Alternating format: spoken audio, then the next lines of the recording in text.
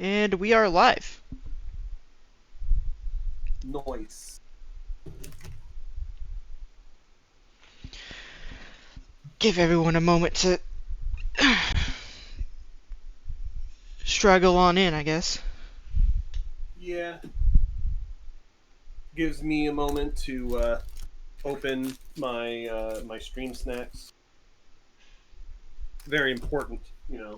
Is the stream actually working?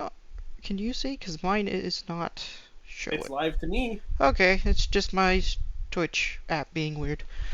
Good to know. Yeah, currently we are looking at the Shadow Dragons.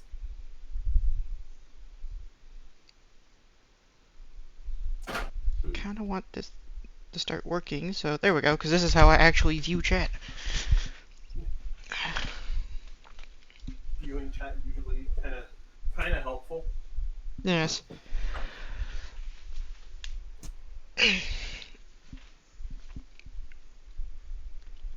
Okay, Blood Bowl fans, it's been a while, but now we are here with the round of 32 REBBL playoffs, with the Shadow Dragons versus Fruits of the Tomb. With me is Vundaba. Hello. Some of you might remember me. Some of you might be like, "Who is this guy?" Well, this guy has been around the block, so I'd like to think that I can offer some lovely opinions other than just that the team with the pun names has an obvious advantage. Well, I would dispute that, but I don't think I can. No, I mean in actuality, when you look at the skills on these teams, uh, the Shadow Dragons is Blodge City, so Yeah, um, I'm looking at this like this looks like a nightmare team for an earlier team to have to play against. So, yeah, because the starting off, we've got the Shadow Dragons out of G-Man Division 1. Are they 1A? Or are they just 1? Always forget if the G... Because G-Man didn't split Division 1, right? um Correct, they did not split Division 1. So this is G-Man Division 1. yeah, They took first place, going 7-0-2. So that's a thing. yup, Uh, Obviously, the starting star, Witch Elf with Mighty Blow Tackle and Plus Movement. Like, this piece is complete.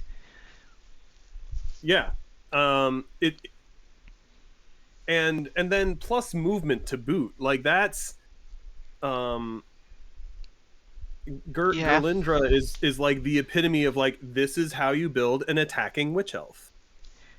Yeah, I'm not even sure what you would add to that other than, like, plus agi.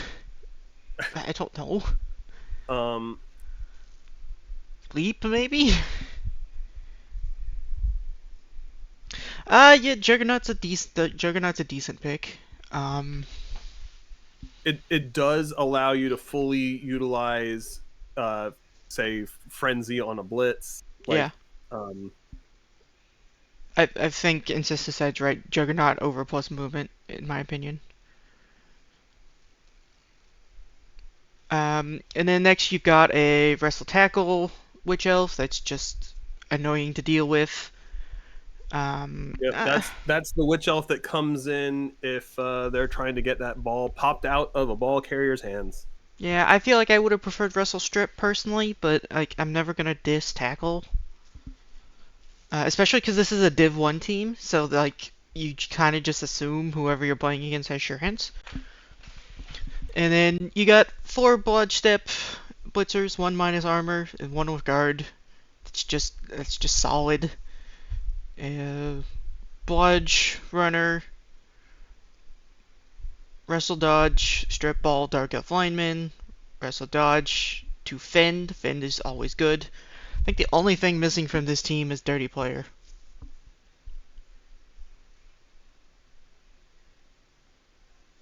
Yeah. And even then, like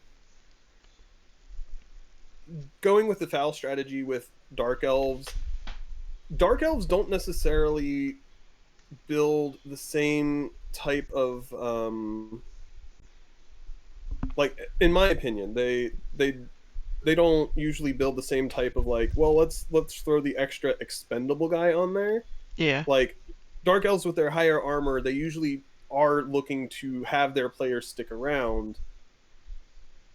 It's, yeah, dirty player does make sense because you could still translate a 80k piece into, a potentially 140 plus, but uh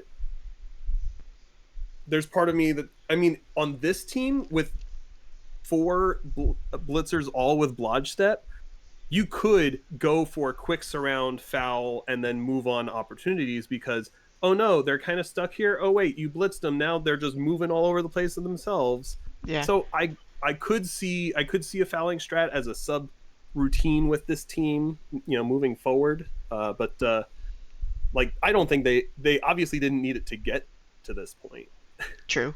I just feel like Dirty Player is so good at this point that even elves should just be taking it. One thing to point out: 70k base for Dark Elf linemen. That means that all four of these linemen at least started with randoms.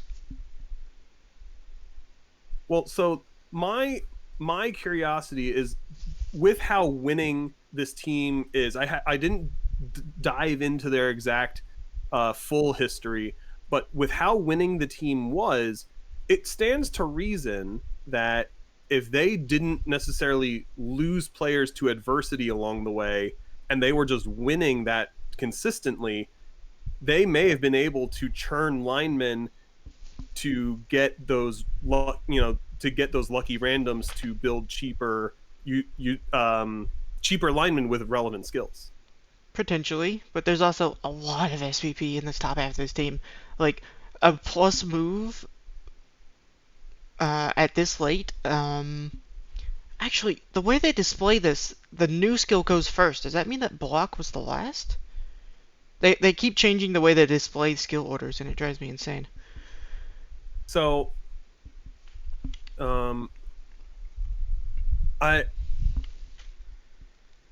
I think that I could have sworn that any stat changing anything, regardless of when it was gotten, I thought they'd just default to far right.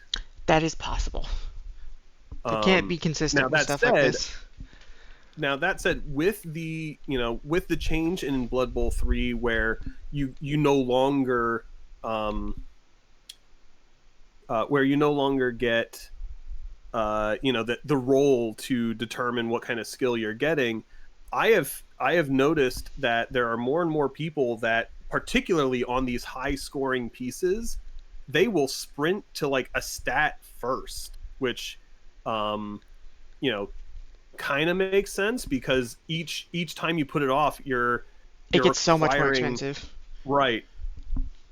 So I've Um, seen people be like, well, oh, early game, let's, before everyone has friggin' mighty blow tackle, I'm gonna grab plus movement on my witch. But let's see when they actually picked it up.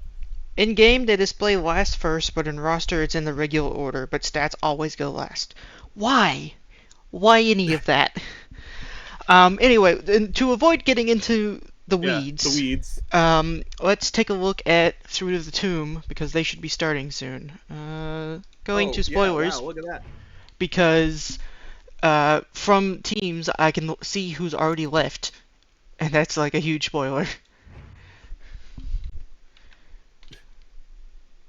There we go. And now we're looking at Fruit of the Tomb. They are from REL 3D. And I believe they are also fairly highly ranked in 3D, if they're not mistaken. Yes, they won Division 3D, going 7-1-1. So two very successful teams. But I feel like Fruit of the Tomb is going to have some issues just because they don't have enough tackle. And that's saying something considering they do have 3 tackle pieces. Which is a lot for an early team. Like, But when you're up against a team that's over half blodge step, like it's or over half blodge, like that's kind of crazy. yeah. So we're looking at two guard mummies, two guard whites, a tackle white, empty lineman, a block lineman that is randomed, a randomed tackle on a zombie, very good.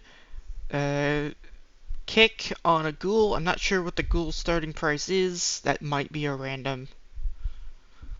Um, I'm fairly Looks certain that that is a random. yeah, it looks like something died, and then you've got a blood, sure hands, tackle ghoul, and a pro dirty player skeleton. I think at least one of those might be a random out of the skeleton. Oh, Possibly both. those are both random.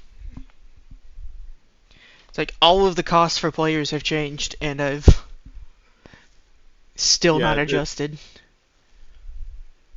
yeah. Undead is one of my sort of favorite teams. So yeah, their linemen, whether they are zombie or skeleton, start at 40K. So that Peachy Pro there definitely was two randoms. It's one of those things. There's just not a lot to talk about on these teams. Like he's got a bunch of guard, he's got some tackle. That's good. That's the only thing Yeah, I feel like the second white to level I would have put Mighty Blow on just to be able to generate more removals and level yes, him quicker. I would question um I would question which, depending on which blitzer hit guard first. Like if they I almost always, with my first leveling white on undead, I almost always go Mighty Blow, just because that extra edge towards removal just really suits their role on the team. Yeah. Like, you know, a lot of people are used to using the guard on the mummies because it's just easier, quicker to get to. Um, It but like could in my it could be a product of his division. Because if I'm looking at his division, he's got Black Orcs, Chaos, 3 Necro teams, and an Orc team to deal with. And then Wood mm, Elf, Skaven, and Imperial Nobility. So he could have just decided he needed all of that guard. So many people rerolled Necro this season. All of our REL Div 3 have multiple Necro. um, Hang on, let me check to see if we are live. If I can remember how to get to... We are live. oh man, I look at me being super prepared. Forgot to have Blood Bowl 3 open. Nice. Yep. So I'll work with past information until such time as I'm caught up. Oh, What does this do? I need my headphones. Interesting. So, inducements wise, looks like Fruit of the Tomb took a bribe, 3 assistant coaches, either a bunch. It looks like he took a bunch of rerolls. Does he have this many rerolls rostered and I just didn't notice? No, he took 2 rerolls, apparently, and then induced Ivan the Animal Death Shroud, who's just an interesting player. Wow, I mean that's a decision. Like I I guess I don't know. I would be questioning picking 3 20K inducements over just using those to accentuate other inducements. Like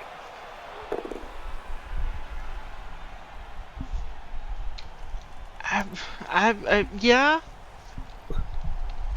These assistant coaches aren't rostered. Are they? Oh, he has 2 rostered, and I just didn't notice. So he picked up 1.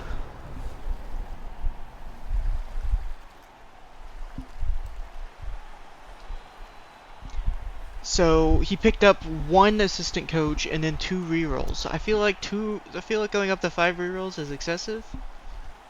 I feel like I would have induced another player, or at least like more zombies to foul with.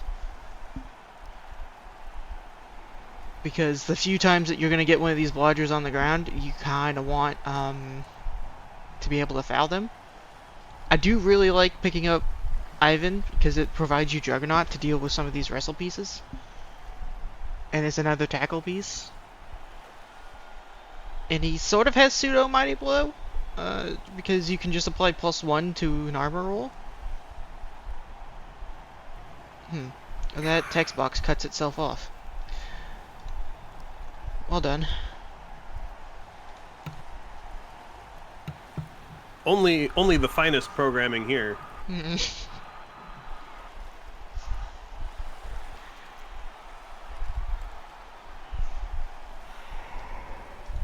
Yeah, so it's kind of hard to go on the offensive right now, just for how far back everything is. So how do you set this up? Do you just dodge off the line and blitz a zombie?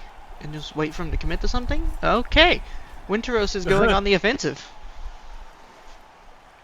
So, I don't necessarily blame him there, because the one thing that would be giving me pause for this particular strategy is if you overcommit to that line that you're trying to build between the current ball carrier and the forward line,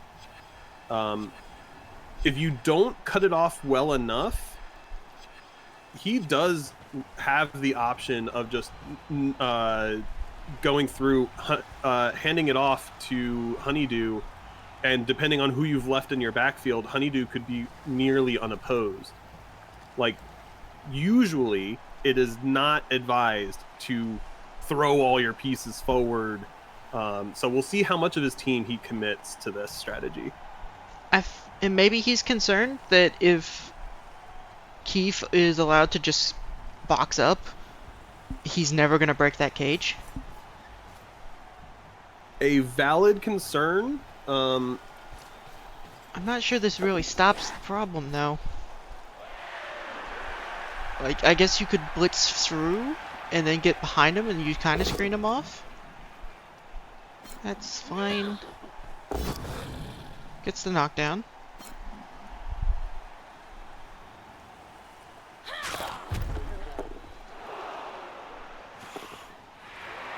And then goes backwards.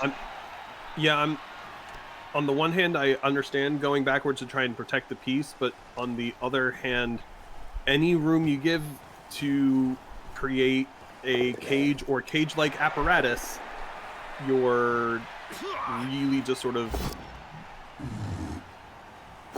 All right. Oh, so, that's not good. That does not help. He's got 2 bench, but that's not a good start. This to me feels like if you're doing this play, you should be wrapping players around here to try to cut him off completely. To prevent him from coming this way, because then you just got a bunch of players behind the cage not doing anything.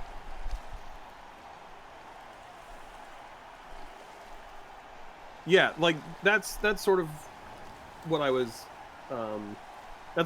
sort of attempting to mention, is you want to fully cut that off. If you're going for this strategy, you don't give them the ability to go around you. Yeah, like this doesn't actually cut anything off because he can just go diagonally.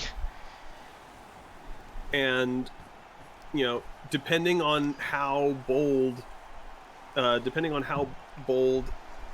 of the Tomb wanted to be, like, you literally just go around, you hand it off to your blitzer, because they have a downed lineman, no, 2 downed linemen, one that's up but marked, and 1 free blitzer. Like, boom, he's got his cage, but like he actually had the ability, if he wanted to build this cage further up with a handoff, that could have been a thing. Yeah, I don't think you add any risk to this play. Because, No, like, not yet. if you fail and he has the ball, he just scores. So it's like, it's not worth adding any risk, just cage up. That being said, what are you blitzing with? Are you just going to consistently blitz with Ivan?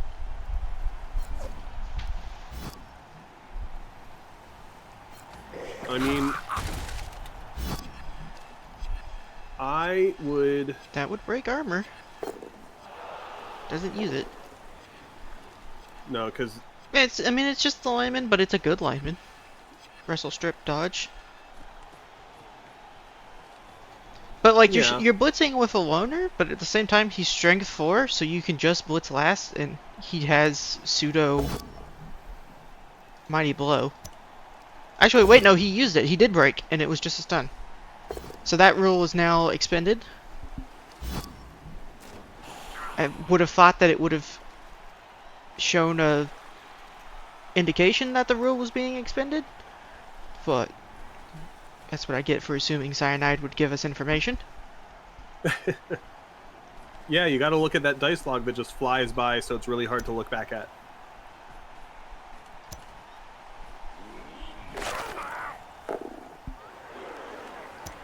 And then naturally the fell. I don't like this dodge. I feel like I would have rather have just kept him on the blitzer. Yeah, especially with a guard mummy there, it's not like he had even a 1-die on that zombie. Yeah, because like the only way he'd even get a 1-day is committing a player to where he'd just be surfed. And you trap a bunch of elves on the sideline. Like, I guess he wants... I mean, the chances of surfing these elves very, very low considering how much sidestep there is. Yeah, but the one that he'd have to commit to there would be surfable. Fair enough. So 1 die into a red die from the witch elf, so you're not doing that. Okay, so that's 2 into a red, so you're still probably hitting with the blitzer. Now, if you're Winteros, what's your priority target with this witch elf? Like, other than this ghoul? Are you hitting the dirty player skeleton? Are you gonna go after the guard white? Any time that I am facing a team with limited agility, I prioritize the players with the most agility. So even if they may not necessarily be like the most skilled, I'd still be looking at the whites and being like, yeah, let's see if we can remove those, because you know that step down from agility 3+ to agility 4+ means that they just have it's huge when it comes to like ball carrying, in my opinion at least. Yeah. I mean, obviously hitting the ghoul, that's always going to be a priority simply because it doesn't regen. Yes, that is definitely a 2. Follows into that, which is interesting. Well, yeah, you want your blodgestep pieces to just get closer, because if blocks against them fail, then you're just slowly sliding closer to, say, a ball carrier. So, yeah, so his plan is just push the mummy away from his pieces, not giving up a free mighty blow hit, which I can understand. That was sort of my concern. It was just like, well, that's just giving up a block. He's thinking about re-rolling that.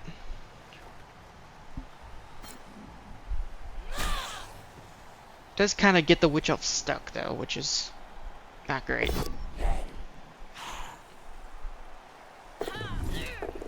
He lives. That's definitely going to be fouled though. almost undoubtedly.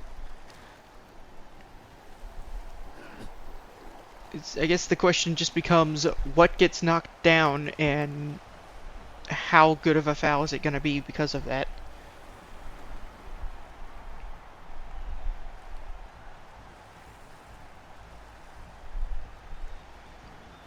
Guess if you bring Ivan over 1, 2, 3, 4, 5, 6. So if you're blitzing with Ivan into the No, no blitz with Ivan. yeah.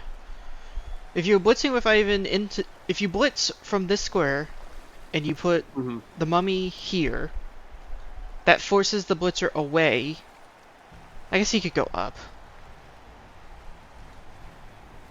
But it forces him away from the skeleton that's going to be fouling, so that's at least one off of. That's that's potentially an additional assist. But I'm just trying to figure out how you make this foul better. Yeah. Because this is a I player feel like you very much want to get rid of. Gets the knockdown. Yeah, I feel like you would have to sort of make a judgment call as to how much to commit to making this foul better. You could make an argument either way, where it is very much a piece you would want to get rid of. Uh-oh. Well, that's a very helpful KO. Yeah, and that's annoying for Winteros because he was stepping sideways to make this foul worse, taking up one of the assist spots. And almost daring him, like, hey, foul the guard piece instead, you can get a better foul.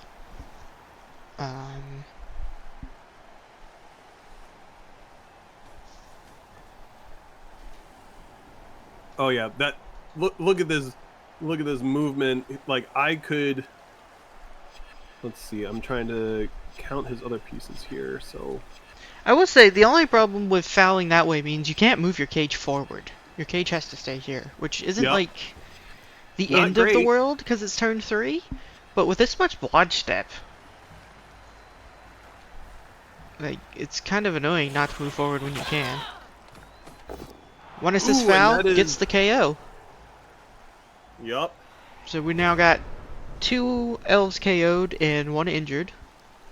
Only 2 on the bench, so potentially gonna be down min. Potentially. But getting rid of that mighty blow tackle is huge. Like, this ghoul is nowhere near as concerned now.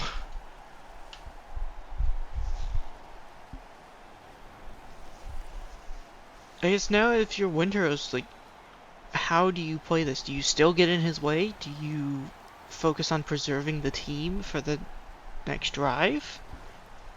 So Feels like a lot of the impetus you have to actually stop him has just been drained. So yes and no.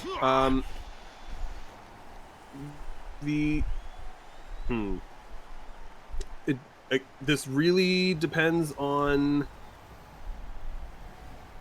I mean, I'm trying to keep in mind that it's only turn 3 because I'm thinking of things that. I'm thinking if things were much further along, like if the game were coming to a close without scoring, there are like much higher risk strats where he could legitimately push this ghoul to the edge of the cage and could have blitzed in with that lineman. Instead, it looks like he's going for the back of the cage to just get in there and just blow him down, because that is the advantage that Winteros can press, is he is faster. He can just sort of mark cages, make it harder to move up, and try and rely on his sort of toughness to make it difficult.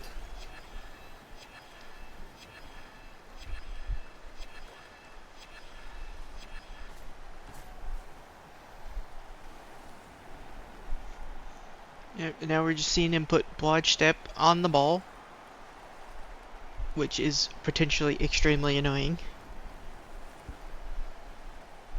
I mean, it would be if it weren't so easy for the gaps to get filled to then push that blodge away. Is it easy? I mean, look at what's marked. Like, all the pieces that I would want to move to fill those gaps are already being marked. And because he has so much blodge, like, Winteros can afford to attempt this. I mean, yeah, for sure. I think it's also very smart that they sent the boss lady just further down the field in a sort of anti, don't be a hero kind of way. Like, It's just stopping potato plays. exactly. I will admit these two coach names don't ring any bells immediately for me. So I'm not sure how much experience they're each bringing in, but okay, so he actually ended up pulling someone away from the cage as his last action. I'm not sure how I feel about that dodge personally, simply because this play is sort of built around the fact that he can't block this off. Oh, I'd re-roll that. I feel like I want as many players active as possible this turn to move and form a new cage.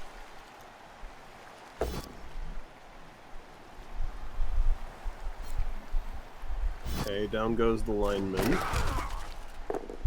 I will say, Winteros lost 3 players in 3 turns, and then went super aggressive, and I respect that.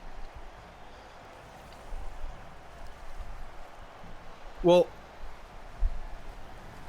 I mean, it makes sense. The players, I mean, the lineman is injured, but that's you just sort of like, oh no, okay, moving on.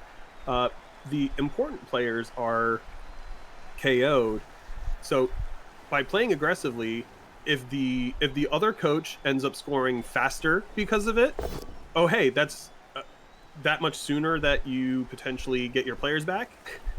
Yeah. Juggernaut, good skill. Let's see where he's going to sidestep to. Backwards.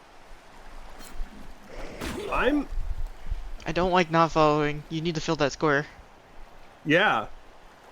If you had filled that square, you throw another block and your banana's good to move. I don't like that. I understand where that impulse might come from, but you haven't resolved the situation. And now we're back where we started. Right, this push would have been Keith, beautiful if he hadn't done that. Like, Keith, you have 5 rerolls. You use your rerolls. Oh, I really don't like this. Also, I don't like doing all of these rolls when the cage corner is just open. Yeah.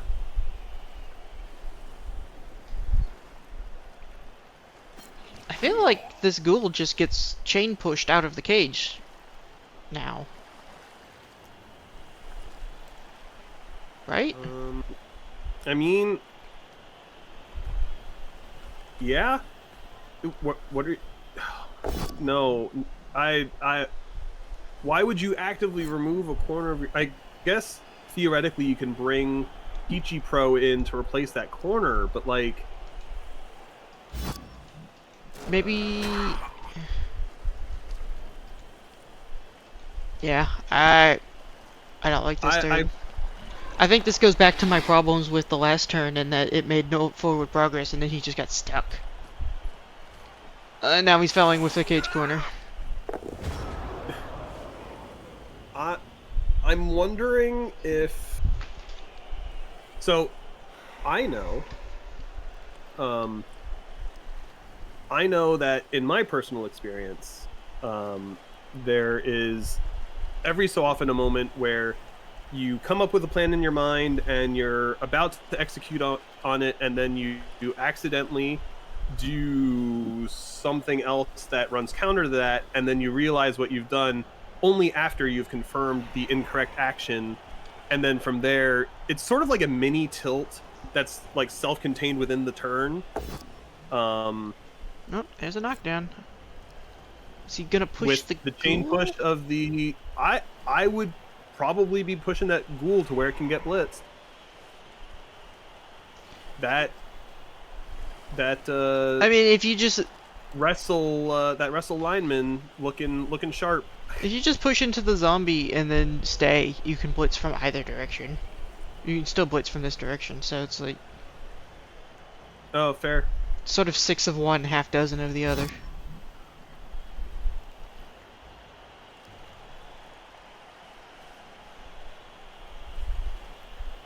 But yeah, the key thing though would be to stay so that ooh. All right. But yeah, so you bring Filbert in, see if you can pop that ball out. Yeah, the ghoul I does would have do that sure on a hands one at die all least. day.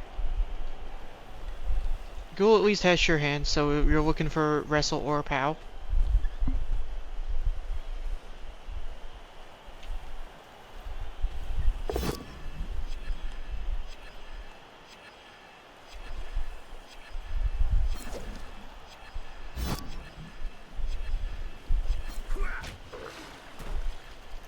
Ball stays in his hands.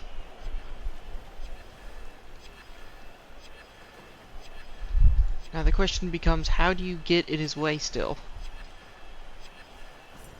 Yeah, with the amount of players that have been activated. Yep, just tie up the tackle pieces. One thing to note, both teams have cut into their time bank pretty significantly. And That's true. it should be noted the time bank does not refresh if we go into overtime. So that's a consideration. Agree. Yes, that is very much a consideration, and I also agree with what Incesticide just said in the chat. I think that this super aggressive basing strat isn't what the elves should be doing. Yeah, I liked it at first, but doing this over multiple turns is pretty risky. Especially because this one is much less, it ties up the players a lot less than the previous one did.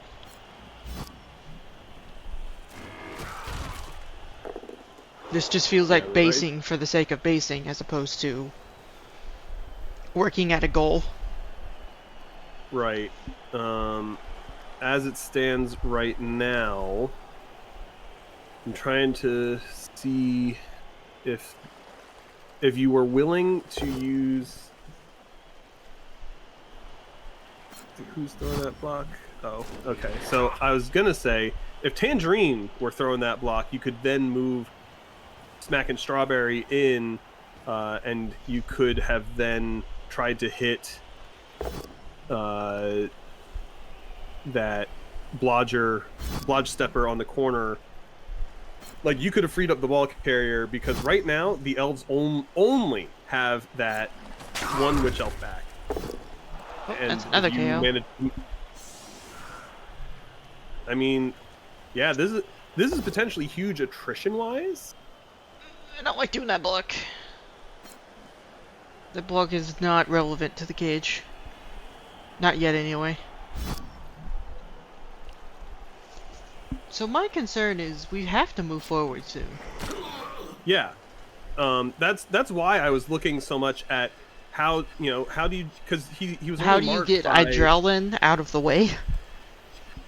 Right, and that's what I was saying, is if that block in the back had been done by Tangerine instead, like, I understand trying to push towards the sideline and trying to, like, he did end up getting a removal out of it.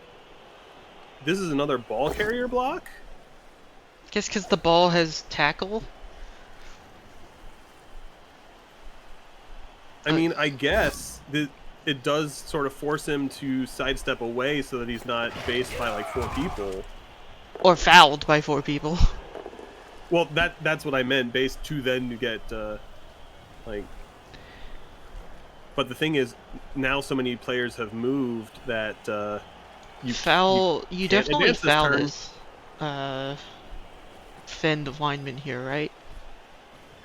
Because if you stun that, like, he just... Windrose just doesn't have a team for a turn.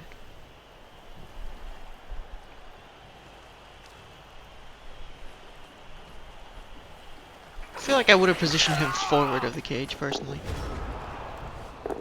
I also wouldn't have fouled this blitzer. Yeah, the blitzer was already stunned. I understand the idea of, hey, let's try to remove it, but you've gotten the removals you need for the drive. Like, if I agree with what you were saying, you get rid of this. If you just stun that lineman and no one is in front of your cage. Yeah, like sure, the blitzer is a higher value target than his lineman, and it's hard to get these blodge steppers on the ground in a place you can hurt them. But looking at this drive, you have to move forward in the next turn.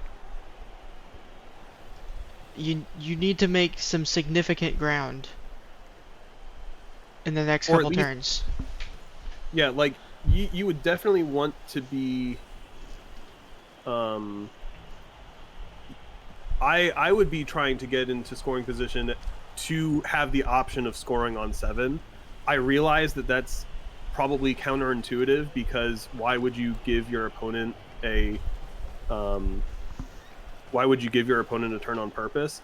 But if they have frenzy pieces, last gasp dodge potentially frenzies you out of scoring position, then you have a turn to correct.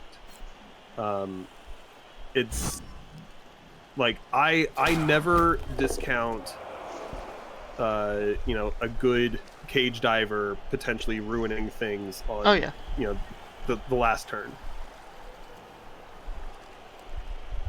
But yeah, I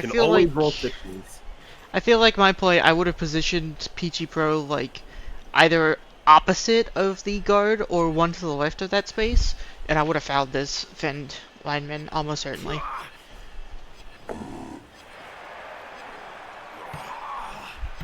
Because look at this. Now you have two elves in front of you. One is Blodge Step, one is Fend, and you have a dodge piece behind you marking the back corner of your cage.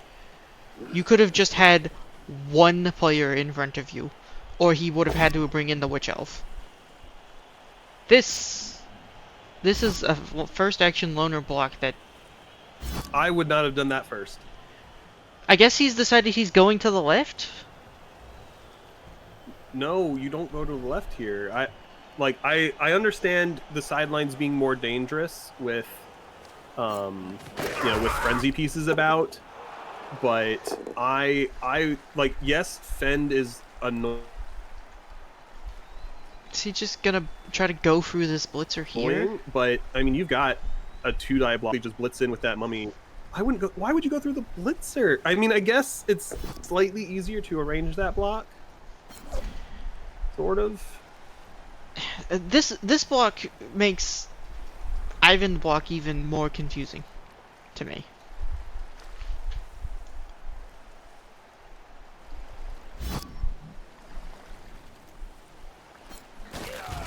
It's a nice piece to be able to foul, though. Yes, I would be putting that white on far. Yep, exactly, right there.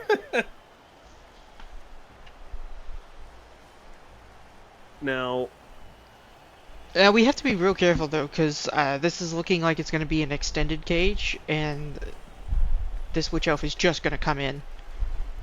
Well, that's why you have all your guard pieces in there. Like, that is not a stunned blitzer that he has just put his ball carrier next to. Okay, this is not an extended cage like I was concerned about, so I am okay with this. Especially with the information that he is definitely going to foul that blitzer, and it has 2 guard on either side of it.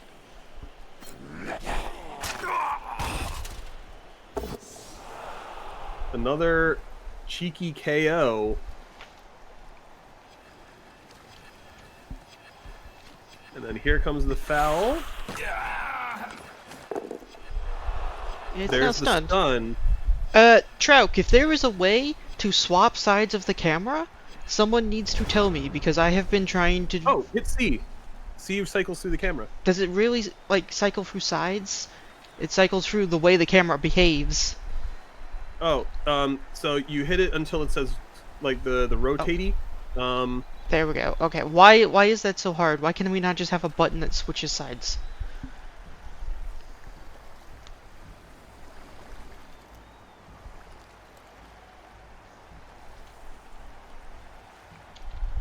Okay. Oh god.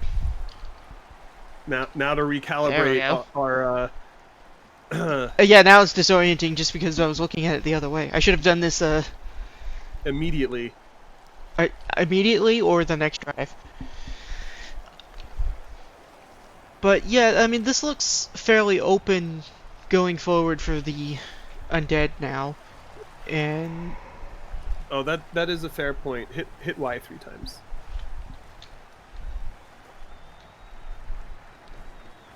just put us back where we were.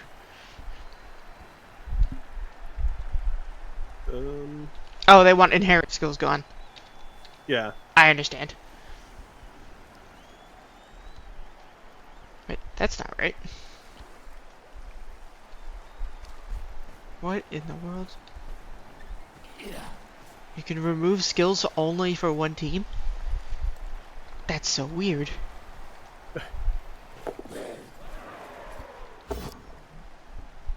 All right, let's see. Let's catch back up to what's There we going on go. here.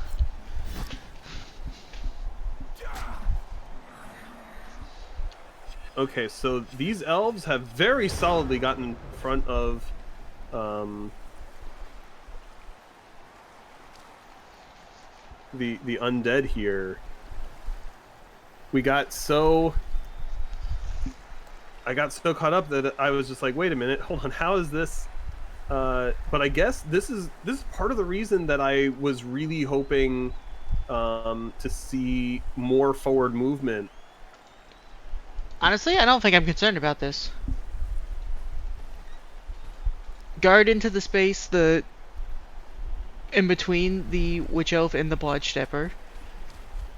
And then you can blitz the Witch Elf and you can block the Blodge Step Blitzer and he has to go up.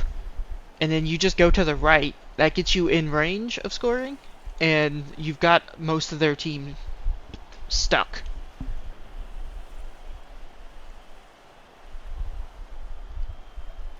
Now let's just see if they notice. Because that seems like a solid line to me. My only real what concern is the saying, movement of the skeletons to be able to close out the cage. But yeah, this is a +2 here. I mean, frankly, at this point, I would be using Ivan and putting him in that empty spot in the cage. Like, that doesn't necessarily add anything to what you're doing, what he just did. I don't like this blitz.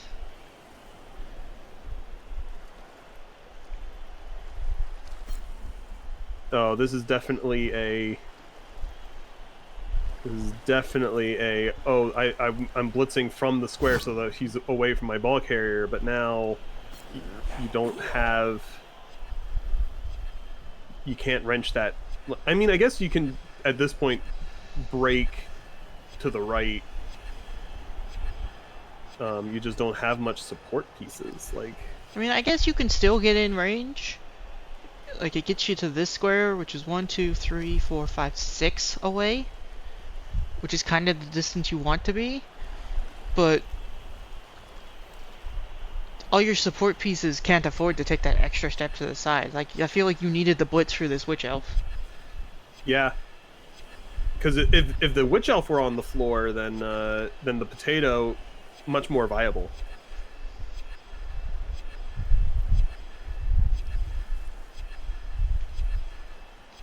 I mean, heck, to an extent, I would have been fine with just blitzing through the Witch Elf and then dodging off of that player.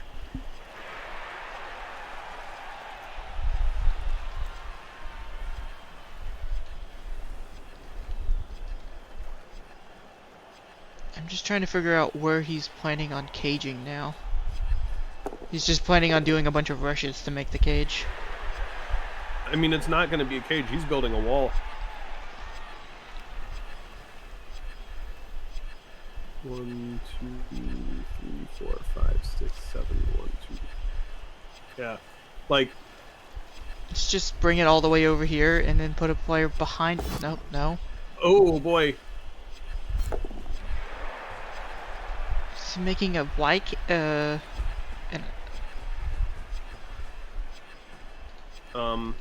he's dodging off now. Oh man, this took a lot more dice than I Why? feel like it should Hold have. on. What? I mean, yes, 100%. I'm mostly just confused. 1, 2, 3, 4, 5, 6, 7, 8. Like, why would you not put your ball carrier to where they don't need to rush? That's a good point. Because the like the difference between forcing them to dodge into, if anything, it would, so one, it would be advantageous to not have to roll dice to score. Two, if you were one further up, that witch elf wouldn't be able to dodge once, get a lucky 6, and then be attacking you. It should be noted that this just left a play on the ball for no reason. 3 plus dodge, 2 plus dodge, go for it, 1 die. Like, it's not a good play, but there is zero reason to give him just a play that takes no setup. Yeah. Also, you could definitely chain push this witch into a position where it can actually hit things. It's just a question of the best way of doing it. Hmm.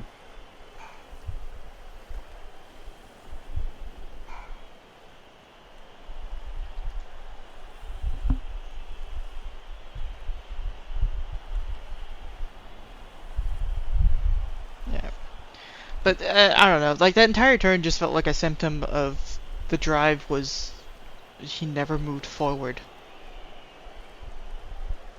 He had opportunities to take space, and he just didn't, and now we're in this position where he had to roll a whole bunch of dice. He still has to roll dice to even score. Yeah, you can basically imagine those, those snotlings at the end of the field just pulling that tripwire across that touchdown line.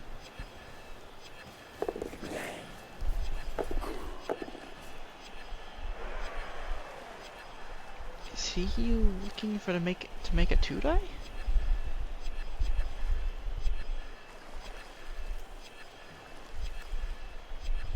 I mean, the benefit of this is that's now something else that needs to be dealt with. Yeah. I'm just trying to figure out what his plan is. Because that was the space I would be blitzing from. Right, because then you get a 1 die. Hey, heck, I would have just blitzed with that guy. Because that was better than the other play I was looking at. Yeah, because that was 1 rush to get to that spot. So it would have been a 2 rush blitz, but there's got to be a chain push here somewhere that you can get the witch elf to, like, pass the guard.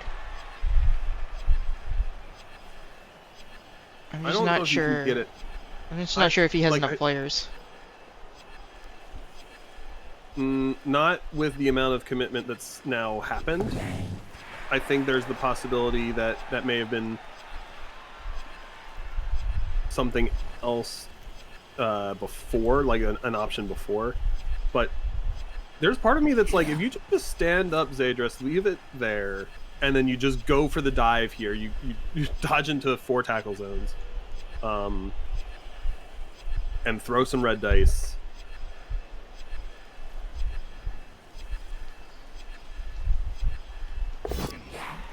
Oh, going around the other way.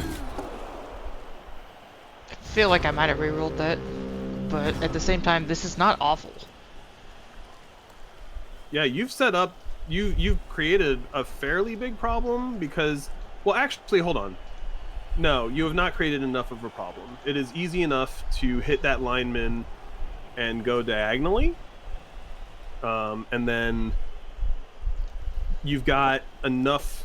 Well, depending on if you can free up a couple players, you've got enough to fill in those gaps to get that blitzer off.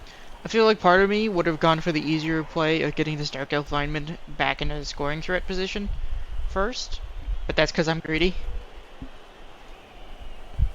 Um, Oh, I probably would have done that. Yeah. Because if you get the stop, it's always great to then be like, can I just roll a 6 to yeet this ball and get a point? um, this isn't I, okay.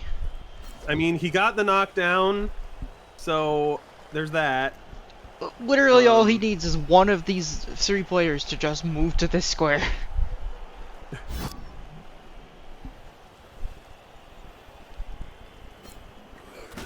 I don't, I don't know why you wouldn't just close that square up. All right, so now our skeleton line. Oh, okay. So, yeah, now skeleton lineman needs to just not fail a block against skeleton. Just needs to nudge winter gust away, and then you hope that you don't tripwire. Is he trying to make this a 3-die? Because if he's trying to make it a 3-die, it's gonna require GFIs. Which I'm pretty sure would defeat the point. Yeah, you don't need it to be 3 dice.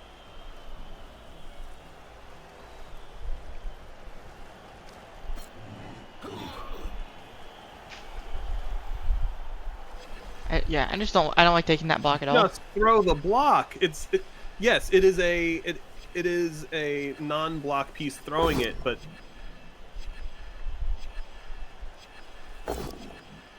There you go. go. This is the important bit. Right. And I do believe now you click on ghoul, click on end zone. There's no way you add additional dice. Just score, please. What are you doing? He's gonna make a 3-die on this blitzer. I guess since you filled that, I wouldn't Wow. Oh gosh. I wouldn't have re-rolled that because I never would have re-rolled that. Oh my god.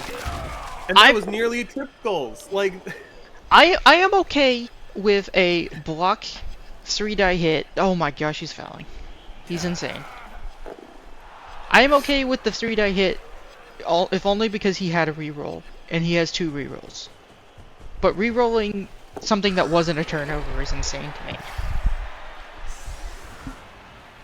Like, I get that it's the end of the half, that your rerolls are going to come back, but you're trying to get a point on the board.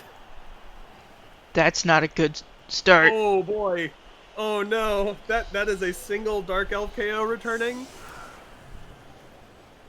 Is it even one of the ones that is important? No, I'm pretty sure it was a lineman.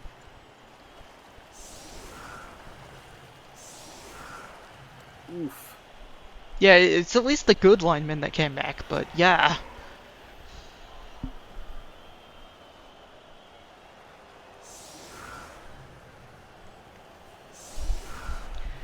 At least there's another roll of KOs. Also, both coaches have used so much of their. Oh yeah, this is gonna be interesting to see if either of them can actually pivot to only using their natural timers, because like that's not a lot of time left in the bank. Yeah. Also, another thing, that play to set up the 3-die, and that was just unnecessary, and the foul, that bled away another like 45 seconds of his reserve time. Yeah, which is not inconsiderable when he currently has a minute 24.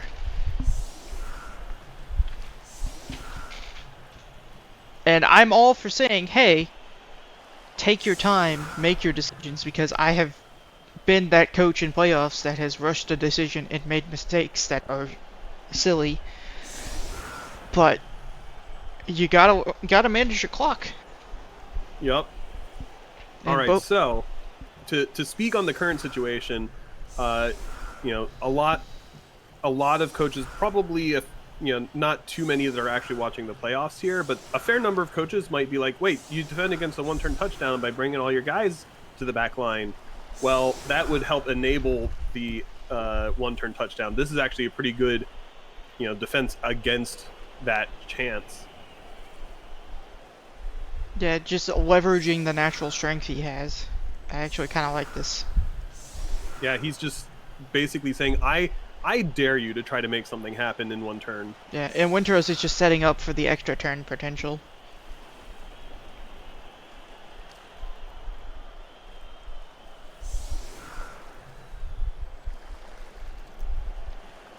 Question becomes, can he set this up in a way that he could hit this ghoul? I feel like the answer to that is definitely yes. Are all his tackle pieces out? No, he has one. But yeah, I 2, 3.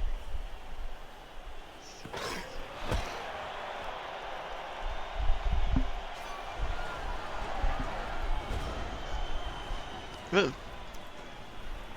well, that's just a stun. yeah, that's a nothing burger. I'm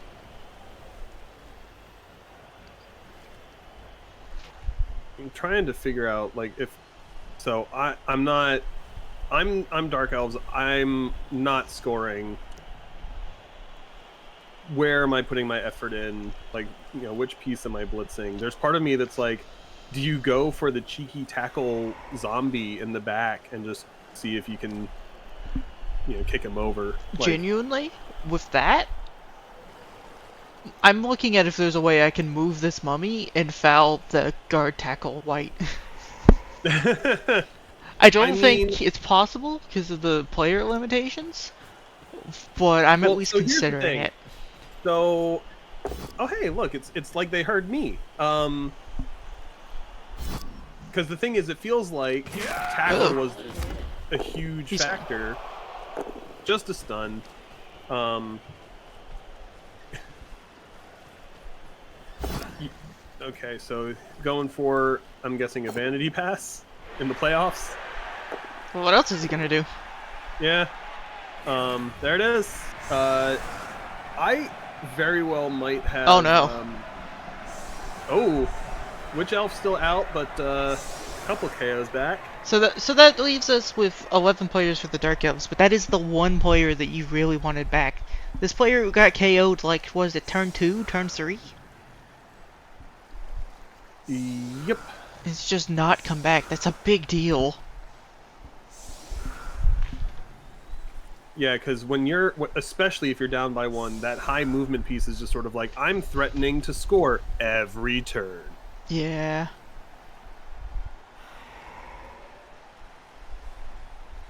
Now we play the game of how long does it take for the coach to realize they need to put an extra player on the pitch. There we go.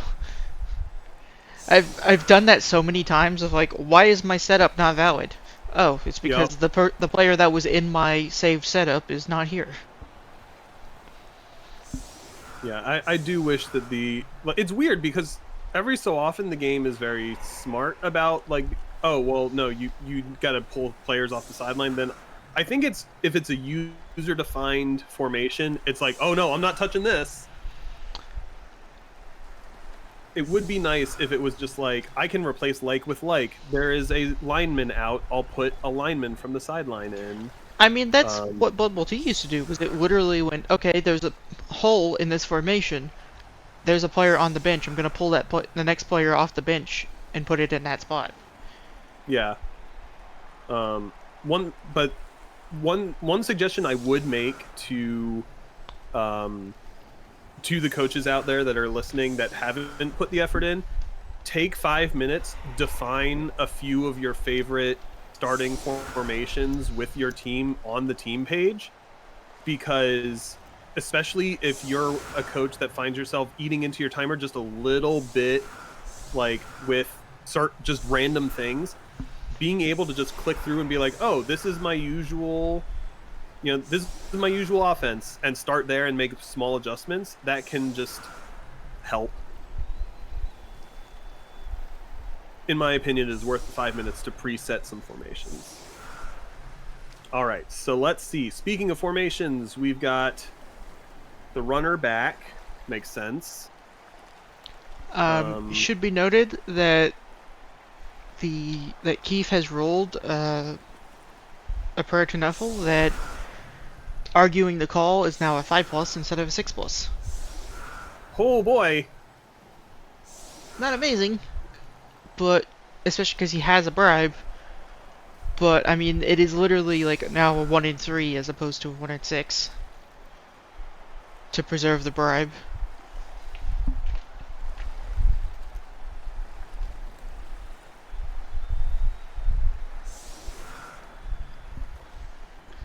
Um,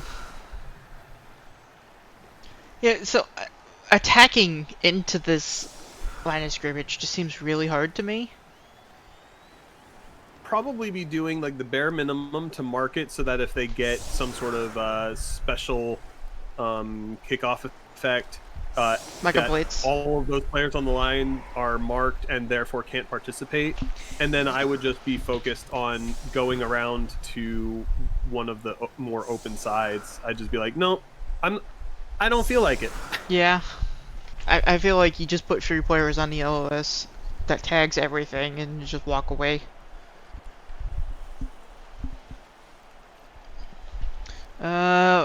Does the timer go down in this? Yep, there goes more timer.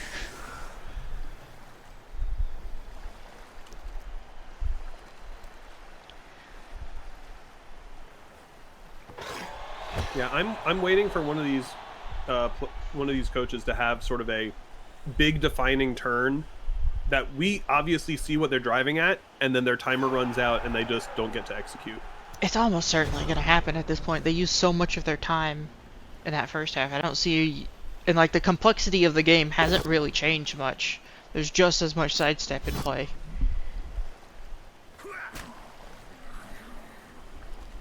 Yeah. All Although, right, so with the all that being said, he has set up in such a way that he can down all these players on this right side.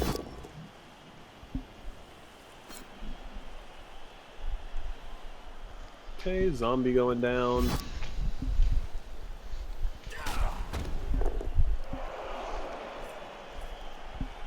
Yeah.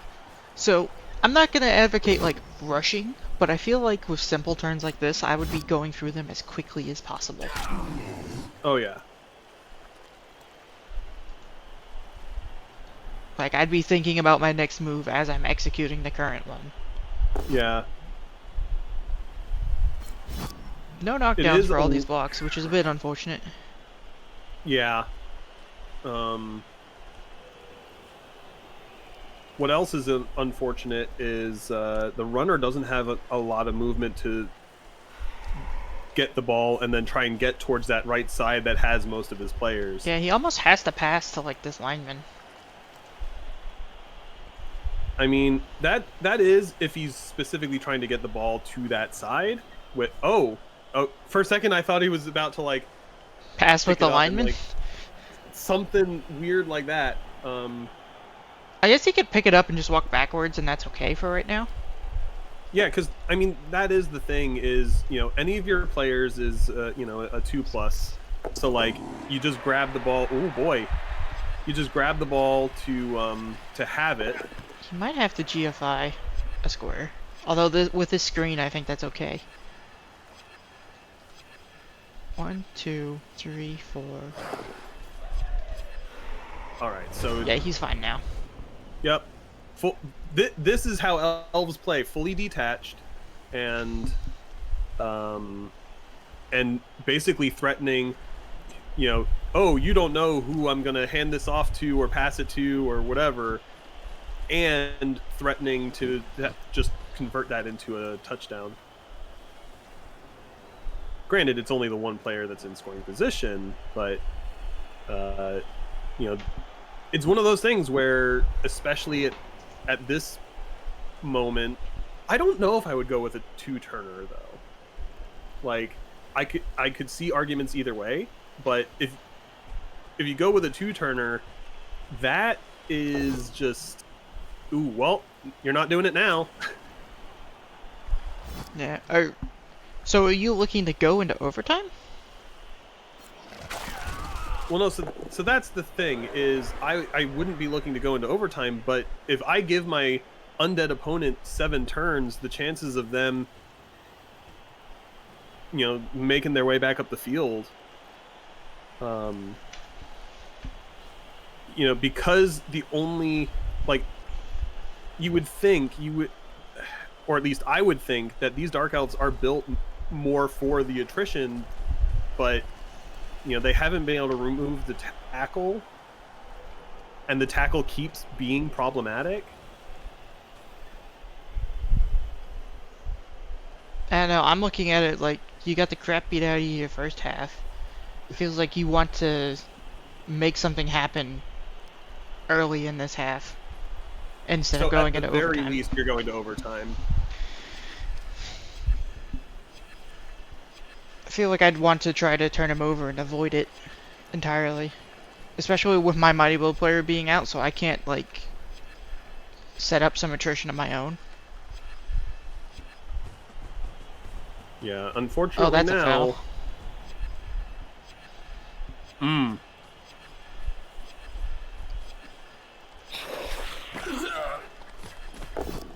And that is a KO. Argue the call. It's now a 5+, so 1 and 3. And he uses the bribe first. For those that don't know, you can argue the call first, and it's a 1 in 6 that you are sent off, and then you can't use the bribe. But I would almost always argue the call first, in my opinion.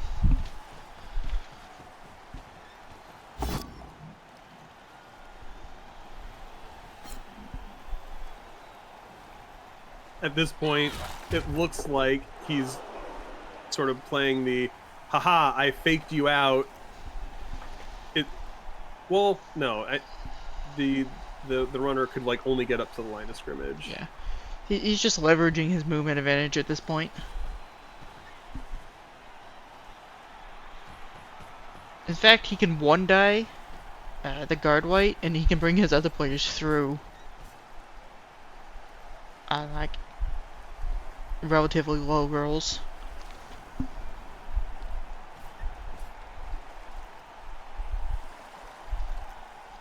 One die. Are you talking the guard Dark white Elf? on the right side, Hammer and Honeydew? You could one die Mm. that, and then you could dodge through on reasonable rolls with the players that are stranded on the right side. Or you could roll a 1 and turn over. That's unfortunate. I would definitely have been dodging with the dodge pieces. Actually, no, they're all marked by tackle. I very well might have considered It's the so one. Or no, so it much wouldn't have of been your a one team. die against friggin' Garden Grape. So much of your team is stuck there. I feel like I would have actually re-rolled that.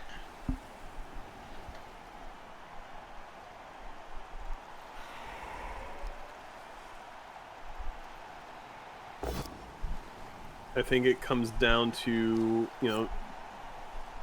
trust in Blodge.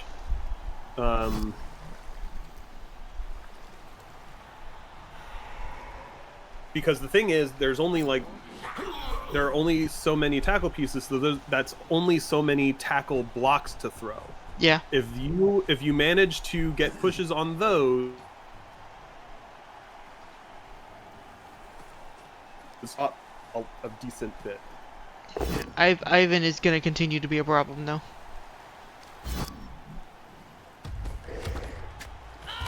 Especially if he keeps doing things like that. Yeah. He probably would have preferred a knockdown that would allow him to move forward into that square, but that's still pretty good. Like, it's hard to actually sideline cage now.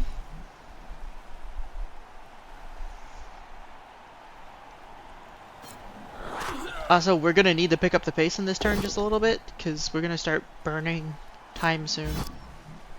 Yep. Let's see, Blitz has been burned. One thing I'm looking at is it possible to get Shinbreaker to sidestep up one more and put him into scoring position?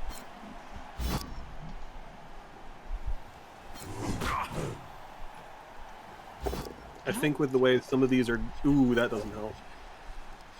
I'm not sure that... I don't think he can. I think he's screened off too well to fill the scores needed to do that. Some nice little knockdowns here, though. I don't like following. I don't like opening another that space removal. in the center. Not that there's a lot of elves to take advantage of that, but Okay, so because like he can genuinely just make a cage in the center of the field now,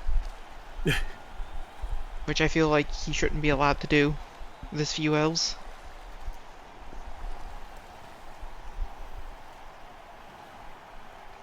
it's funny because it is so tantalizingly close to, let's see, 1, 2, 3, 4, 5, 6. So that would be 2 dodges and a rush to get there.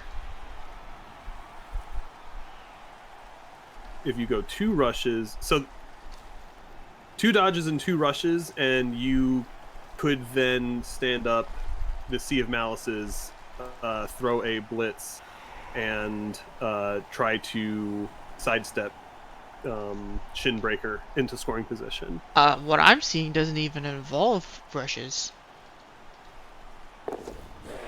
Oh, he's just going. I mean, I think also he's viable. just.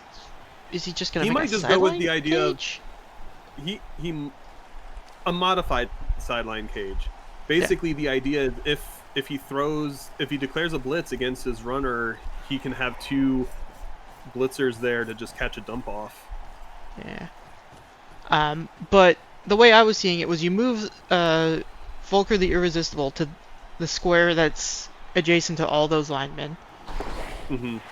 You move Filbert the Princess with 2 dodges to the next square over. And then Hydralion, 1, 2, 3, 4, just straight up. And then you're blitzing Norman the Blood of Archon at a diagonal. And that forces a push into the sidestepper. Was what I was looking at. That's 2 dodges and then a blitz. I may have just been miscalculating the movement of the, because that's what I was looking at too. I think I was just putting pieces in different places, and that's why my version had rushes. Yeah. That being said, this is not bad. Like, 1, Yeah, 2, 3, 4, 5, 6, 7. Go for it. Go for it. It is a 1-die tackle hit on just either dodges or go for it. It's 4, 5, 6, 7. So 1 dodge through on a 2+ with a reroll and a 1 GFI, and that's a 1-die hit on the runner. But you do have dump off. And dump off happens before the movement actually happens now. Correct. So you would not be negatively affecting the passing ability. Yeah, and all 3 of these elves are in scoring range. So you have to mark all of them. To answer Shanba, for me, it would depend entirely on how many pieces he had moved prior to the blitz, because it's if you one of the things about oh, what? Hold on.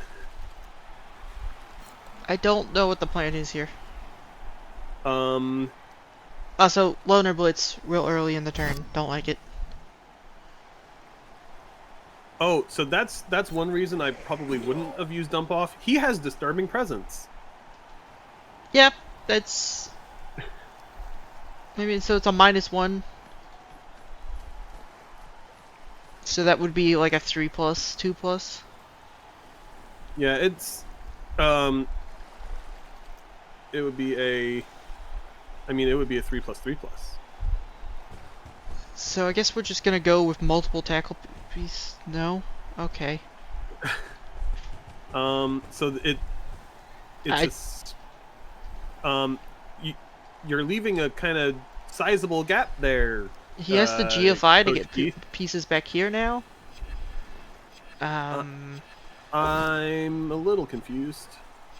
I feel like I would have gone much more aggressive. Yeah, I'd be all up in his grill. I guess he figures if he's this aggressive and he forces Winteros to just be uncomfortable in score, he's fine with that. Especially with this many elves out. But I feel like I would have actually just gone for the hit. And that he would have felt even more like he has to score, personally. Yeah, I'd be using, okay, let's see, the rushes to, I don't know about that. I feel like the other I'm, white that moved first also had to be back there. I mean, yeah, you would want to be double stacking, but the thing is, by putting him that far back, you haven't impeded him enough. Like, that white is not actually blocking movement. Oh, you're absolutely right. 2, 3, 4, 5, 6, 7. That doesn't actually affect him.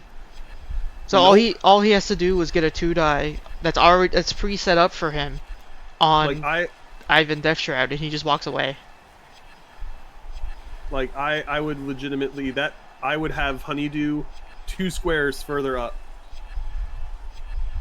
Like, I realize it doesn't put him even with Block and Banana, but I would have him directly on that diagonal movement path. Yeah, these 3 players are as useful as a screen door in a submarine. They don't actually do anything. Yup. You know, if there were another player to put it in that spot, sure, put the white back there, but you need the guy that's actually in the way. I'm greedy, so I'm looking at this like, can I surf Ivan? And there is a I mean, at world the where very you could least, do they're that. attacking Ivan. Yeah, and now he just scores.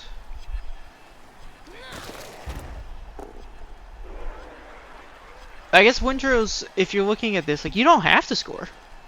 You can cage up here. I feel like I wouldn't feel comfortable doing that. But it's a possibility. I would be scoring at this point, even because Winteros is not gonna agree to that. I mean, so I wonder if this is a sort of meta decision play. I wonder if Winteros is saying to himself, I think I'm a better coach than Keith is. And so I think as long as my team is intact heading into overtime, I think I win in overtime. That's a Instead of putting possibility. the impetus on himself to say, oh, well, I'm going to leave myself time to try risky plays to score again. Do you think it's Yes. possible he's looking at this and going, if I stall another turn, that gives Keith 4 turns to score, and he's gonna be a bit desperate, and he's gonna make a play that I can exploit? Yes, and another thing that I just realized to consider, Keith only has 28 seconds left in his bank. If you give him a turn where you're saying like, oh, I might score, you better think of something cool to do, and if Keith sort of buys into that and puts together an overly complicated response, then he might burn even more time, and it's just like, yeah, now you've got 4 turns and only 2-minute turns. Yeah. Plus there is also the whole Dark Elves can score quickly. Oh, and he has Juggernaut, so this up Witch Elf is going down. Pop. And double GFI to be on the ball. And I think that is actually the play, is you double GFI in and then mark everyone else.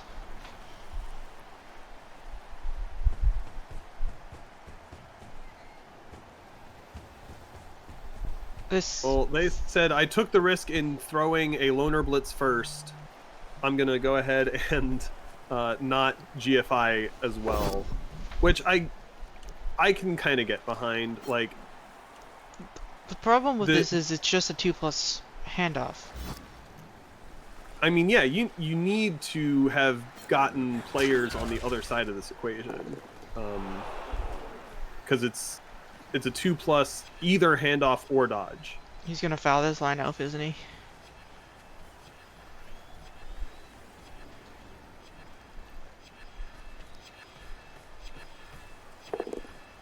That still doesn't fix the problem. Nope, certainly does not. It's still just a 2+ handoff. Like, he can't stall another turn. At least not safely. But it's still just a 2+ handoff.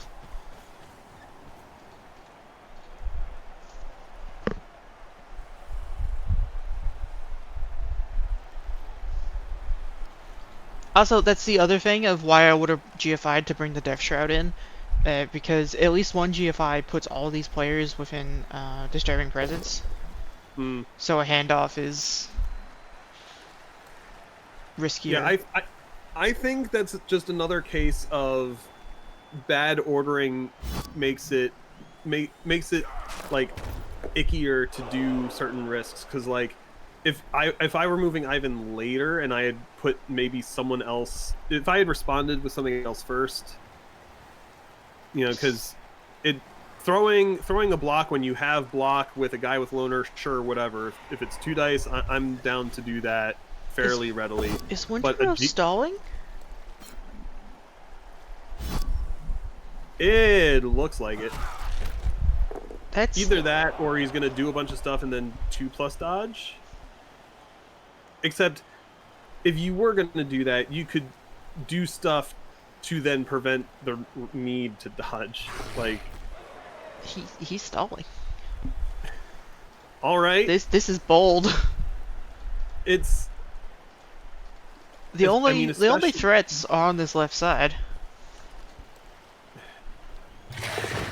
Yeah, now he's screened them off. Yeah, but you can't that Dark Elf needs to, like, I would line him up with Shinbreaker and not leave him in the end zone. Like hey, you never know when someone's going to be like, you know what, I'll take a 50-50 shot on getting a surf. Yeah, but if that's the blitz, that's fine. I mean, that's fair, because that is literally the least player on the team.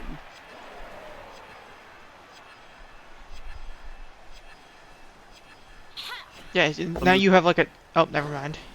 I'd reroll this. Actually, no, we're going into overtime. You don't need to reroll that. Using a reroll in an overtime format?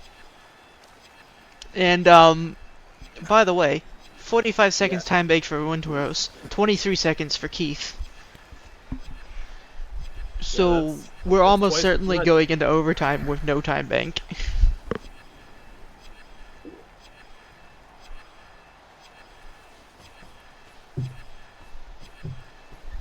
I don't even know what the play is for Keith. Like, do you just... I mean, like, that's the thing, is... If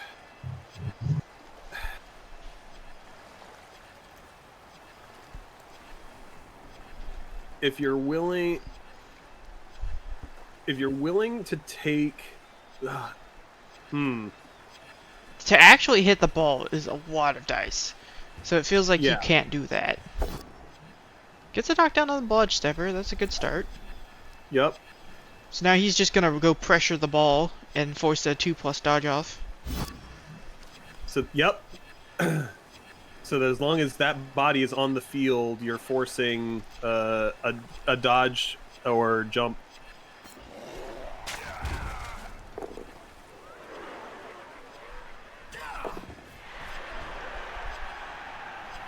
But yeah, now to quote the Protoss, the way is clear. I don't know about that. Why is he not marking the ball carrier? You 100% should be putting tackle on the ball carrier. Like, you could put tackle on the ball carrier, then you bring the other ghoul in and get a second mark on him. Like, it's like I don't mind marking the blitzer with something to keep him from coming forward and assisting, but you should be putting the tackle piece on the ball. or you know, anyone.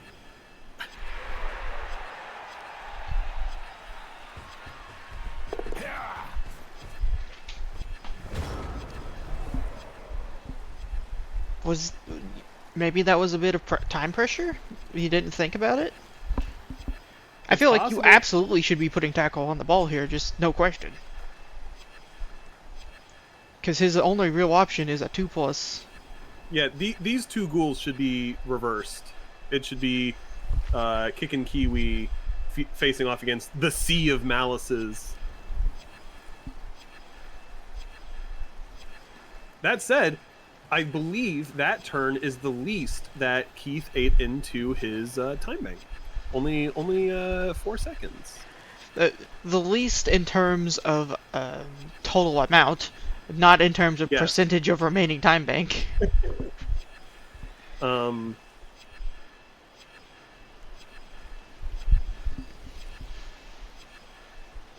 Man, What is there's there? part of me that is there's There's part of me no that way is, he's trying to stall more. well, why not?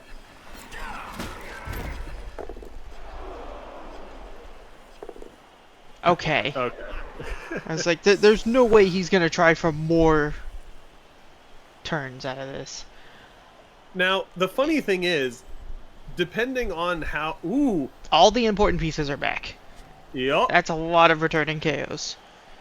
And funny thing is, he's probably actually close to 50-50.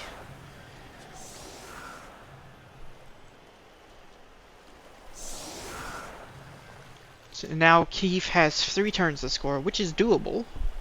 yep, absolutely doable. What's also absolutely doable is a cheeky stealing of the ball and getting in there. So I think the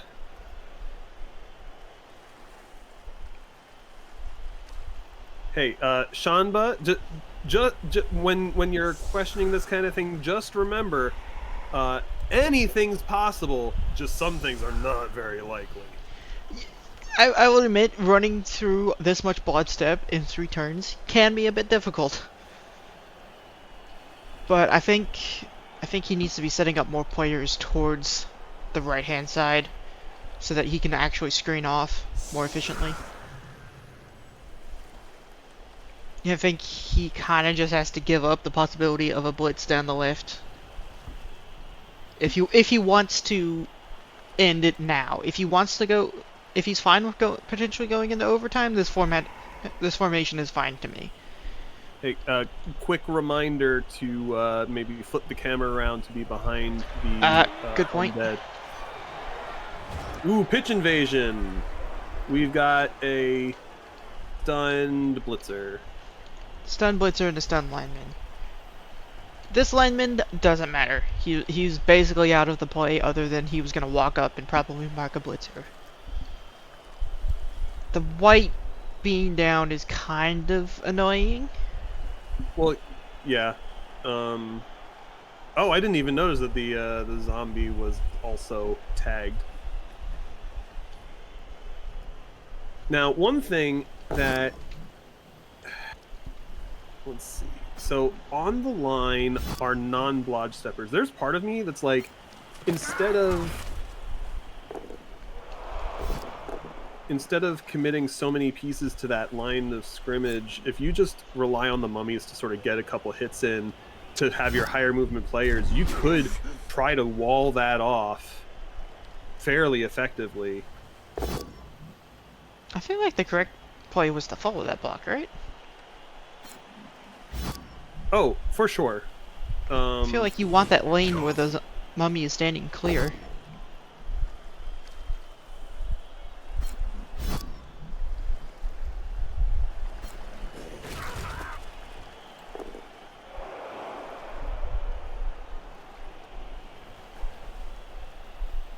Honestly, I think the thing that's on my mind right now is I wonder if Block and Banana is potentially going to fail the pickup. I realize that That he's is a got problem. shorthand, but if if that happens, like if depending on where the ball scatters to, that is just an invitation. All Okay, right, he's fine. That would be like the worst. and then you move him as far as possible, and then do your best to try to protect him. The one problem I have with this is like this doesn't screen the open space at No, all. I, I mean, there's that. Like these elves could just sort of be like, no, you're not going anywhere further than this.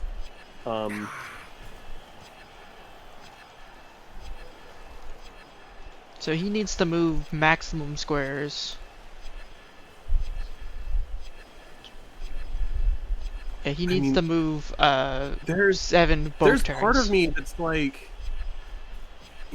there's okay, so if you just send a blitzer, just cheeky blitzer down, say the sideline or something, or if you're feeling it, you dodge him through so that he's still sort of relevant towards the middle of the field, put him in scoring position, like you've got a dive into only 2 tackle zones, and you can, if you do it with a player with dodge, they can use their dodge skill, and you get a 1 die on that ball. Like I realize it's a more wrestle risk tackle than is witch. needed. Huh? There's a wrestle tackle witch, purpose built for this.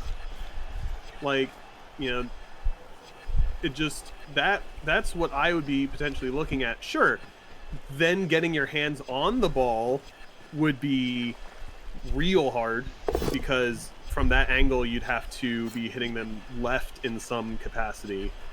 But I mean, That's a nice instead, he's going much more conservative, spreading out his guys, building a very strong screen. Dive with the mighty blow. Do it.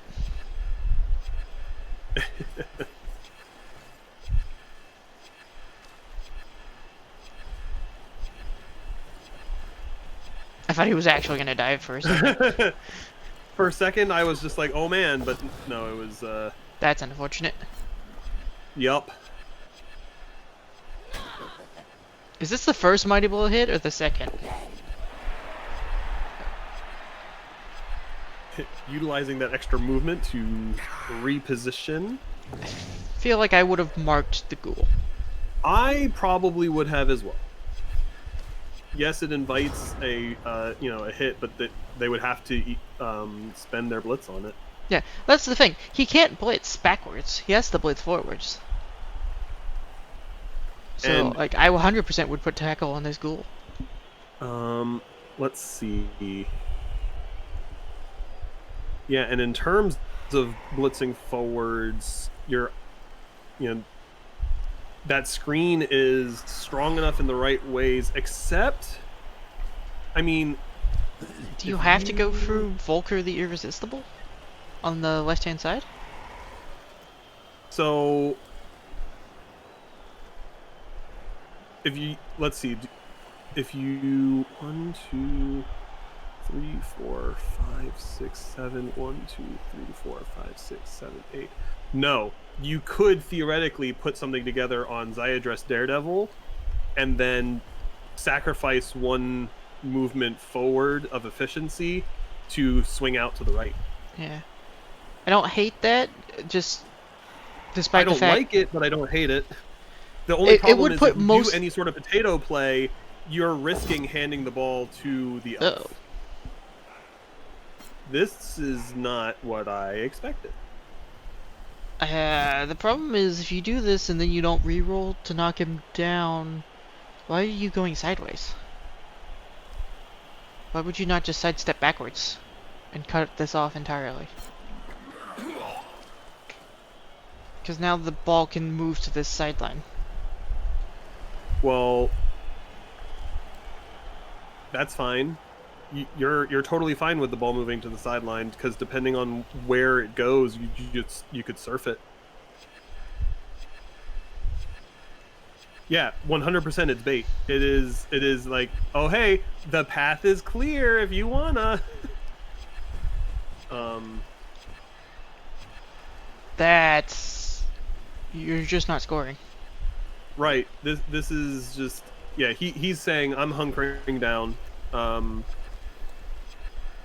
Well, the thing is, if you're gonna put a player here, you put the ball there, you may as well not do any of this other oh, stuff. now he's realizing his mistake and trying to fix it and not getting it. Yeah, like, if the ball's gonna be back here, you may as well just not do any of this other stuff and just take whatever thing you think could hurt. You may as well have blitzed backwards and fouled the Witch Elf.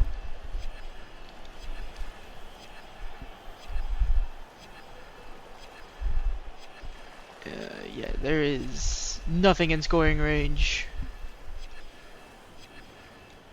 The Witch, So the Elves have something in scoring range though.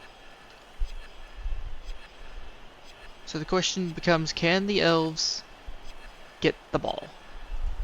um, Bear in mind he has 146 seconds, or 1 minute 46 seconds remaining. so I hmm.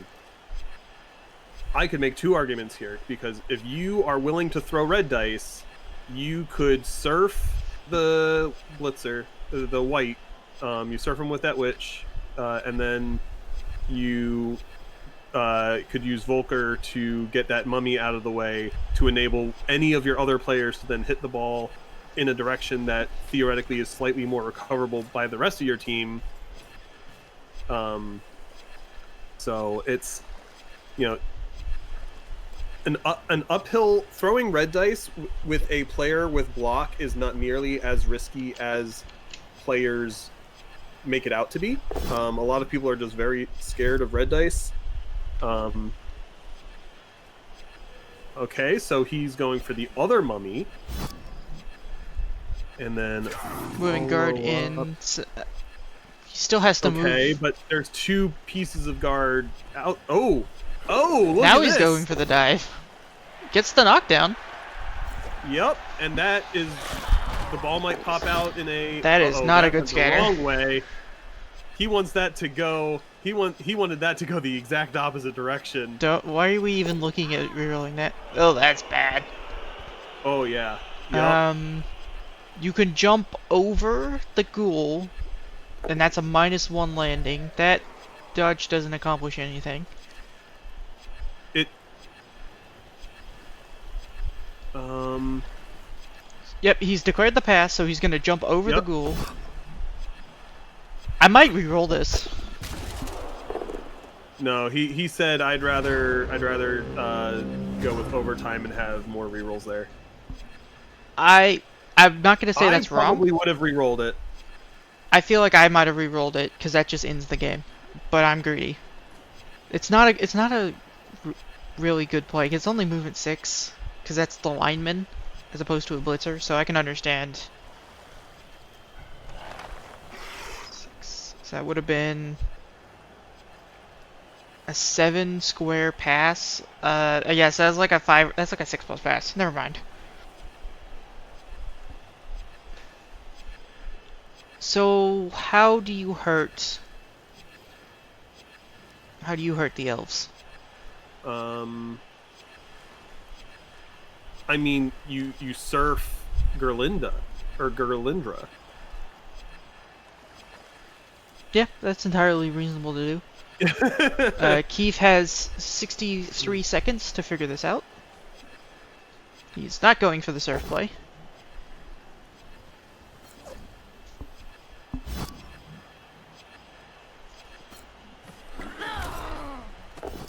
Ooh.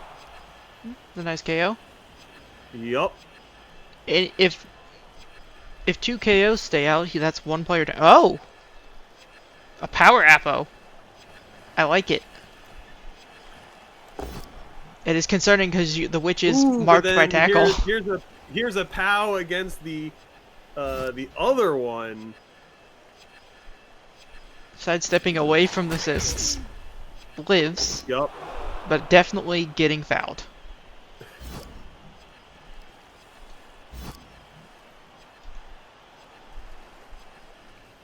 Well, fouled by who though? Like, Yeah, this guy can't actually get to it.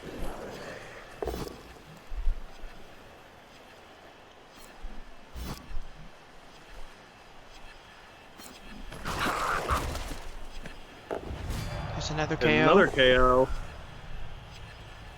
I mean, all in all, that's a pretty dang... oh, is this gonna... Okay, so just taking what he can get, going for the lineman. Pro? Yeah. Nope, they said not even gonna try for pro? What? That's definitely a I'm running... Did he run out of time? He has no time bank. Did he run out of time? I wasn't looking at the timer. Couldn't pro, no time. Yeah, so we are now going into overtime, which, as a reminder, this is golden goal. And Fruit of the Tomb has 11 players, both won the sides. And Fruit of the Tomb chooses to receive the ball. 11 players, both sides. No time bank. Winteros has 3 seconds of time bank remaining, and that is the only time bank in this game. So 2-minute boy. turns.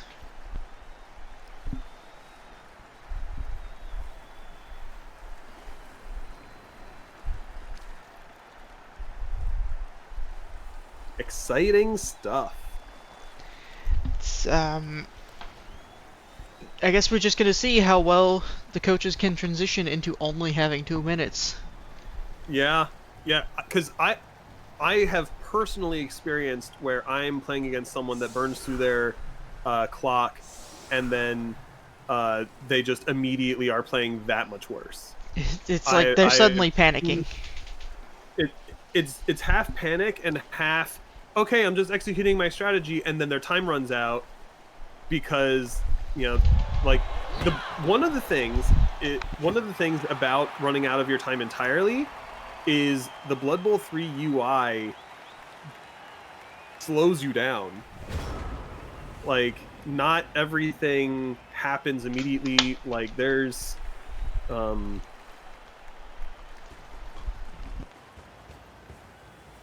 Alright, so touchback means that ball is already at the line of scrimmage behind a very strong line.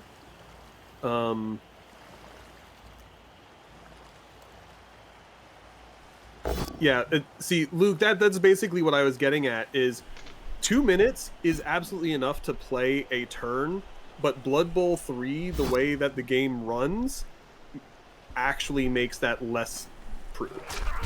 Yeah. Like, I spend because there are some things that just eat time that you can't make go faster even with planning.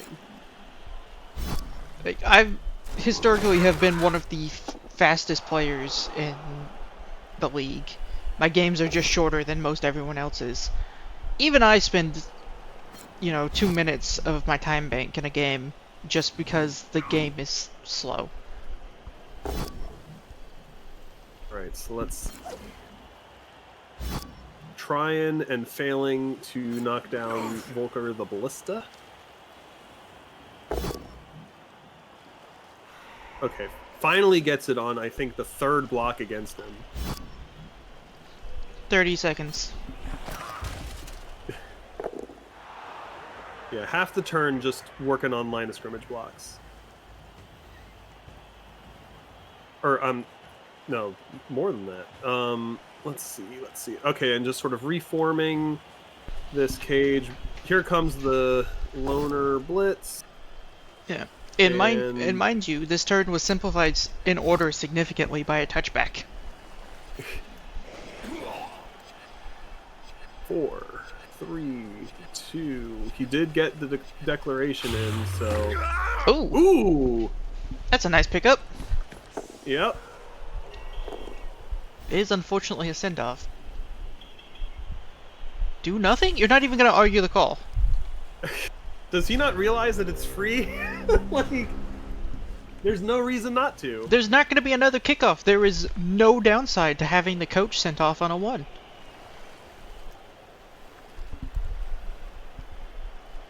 I'm confused.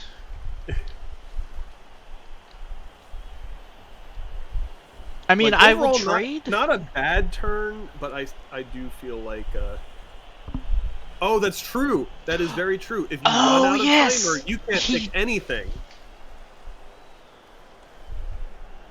Because that, as I was talking about before, walking, your timer is ticking down while your players walk. So I saw it ticking down to 0 as that guy was stomping on the, You you are know, absolutely right. Although he didn't use it, he didn't argue the call before. He just went straight for the bribe. yeah. But at the same time, yeah, he definitely had no choice to actually click that. Um, I I think it is a very interesting discussion we've got breaking out in the chat where the merits and the merits or not of time management being such a deciding factor, because time management um, is absolutely part of the game, but it's one of those things where like it you know if you have like a plan and you're it's literally a technical limitation, as opposed to, like, for example, if he wanted to argue that call, like, you know yeah, but the argument I have is a lot of these turns could have been done a lot faster. I could have been playing the same game, and I guarantee you I'd have like 3 minutes of time bank right now. I I will also agree with what they're saying in chat, where I do actually prefer the shorter turns plus a time bank versus longer turns. Um, that's one of the Yeah, reasons that I latched onto Blood Bowl 3 despite its issues very early. I um I don't eat into, like, my play has gotten faster. I don't usually eat into my time bank a ton, but there are games where it's a slog and I'm starting to push it towards the end of the match. I'd have to look, but I feel like even with me streaming and talking about the play that I'm doing, I feel like I only burn through 2 or 3 minutes of time bank a game. Admittedly, I this is mean, playoffs. There's higher pressure to this. sure. Um, So, all right, the ball has moved up 2 squares, because I believe that it was just behind the line of scrimmage. Now it's just over the line of yeah. scrimmage. I mean, Keith's job is relatively simple. He has a meat cage. He just needs to push it down the field. Yeah, because like already, um, he managed to get that nice big injury. He's the with each elf he removes, it makes it that much easier to get those next couple squares. Yeah.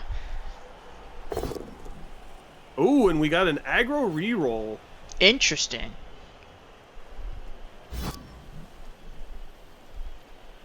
I guess he's looking at it as he has 4 rerolls, so he can afford to greed one on a minus armor piece, but it's not a money blow hit. You're not gonna foul that. Right. It, like, if Motmot hadn't moved up to where he was and was available to do like a 1 assist foul, I could have seen that being a thing. But let's see. If you, oh wait, I need to spin my camera around again. Okay. Good point.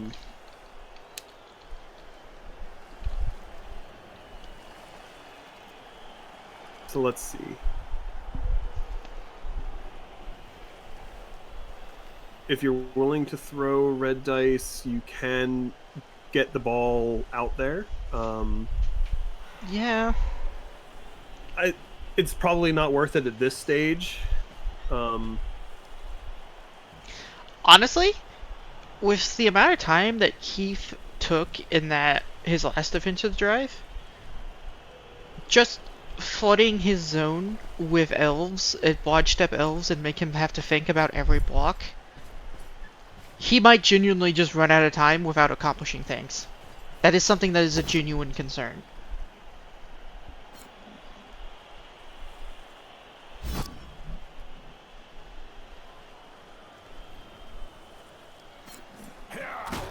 Okay, we got Blodge Step on the ball. We have 25 seconds to complete what is inevitably going to be a screen.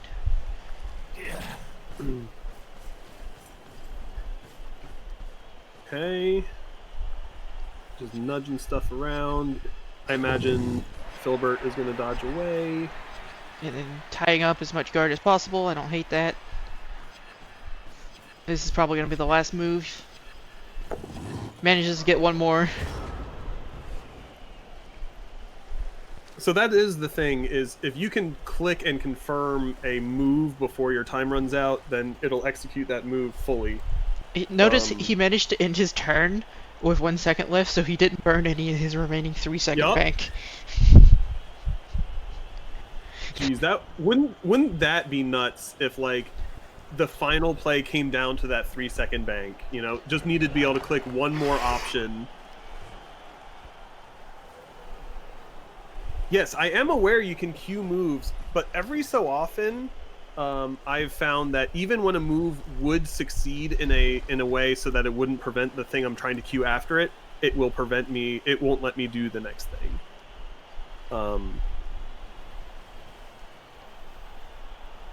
Let's see. Yeah, okay, so if I'm him, that's Blodge Step. Yeah, look at this. Just closing out those Blodge Step positions has burnt 60 seconds. So the time bank is a genuine buff to elves. So if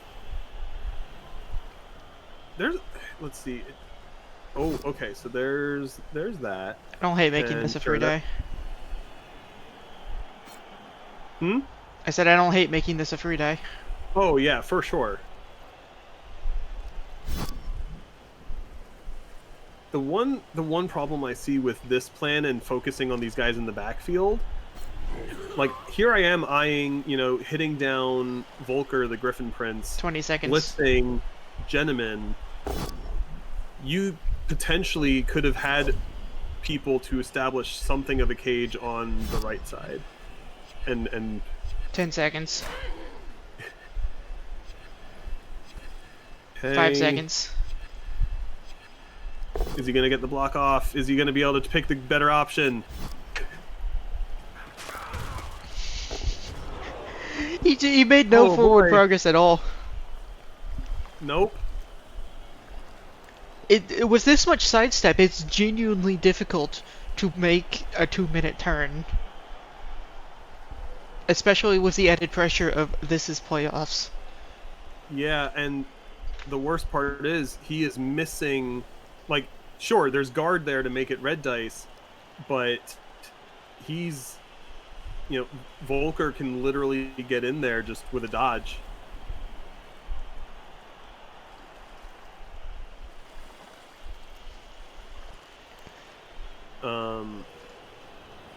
Let's see.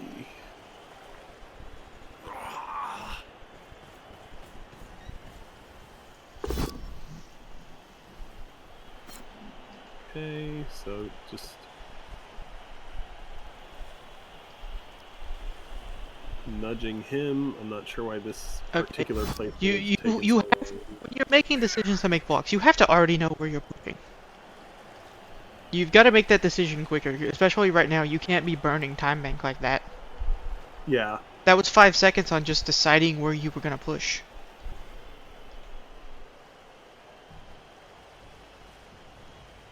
Do you throw red dice with? Do you throw red dice into red dice with Boss Lady to potentially push that Ghoul Runner into? Nope, he's just going after a zombie. I guess he figures like his position on the field is okay right now, so if he can manage to improve it on one side slightly, just run that back and beef up the team. Oh. Yep, just putting sidestep on the ball again. But also bringing guard in order to enable. Ooh! That is a nice removal. Is that the tackle one? No, it is not the tackle one, but that is still a guard removed. Yup. unfortunately, that last move, he opened a door. Yeah, he needs to move this Witch Elf back. That being said, 2 sidestep on the ball. He has to close out. He can't actually close out this 1 square. Oh no, he's gonna have to dodge off. Yeah, but none of the marks have tackle. It's a straight up 1 and 9. Yeah, but where's he gonna go?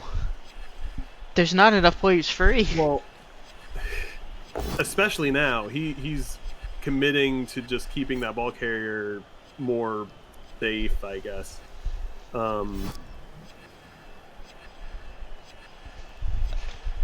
Has anyone mentioned what happens if we go for the overtime without a score? It's defender wins at that point, yeah? Have we carried that rule over? I haven't considered that, and I didn't think to ask. Yeah, but this is straight up that meme. You know, I don't know what it is, and at this point, I'm too afraid to ask. Defender wins if we have no score. According to I was pretty sure we had carried that rule over.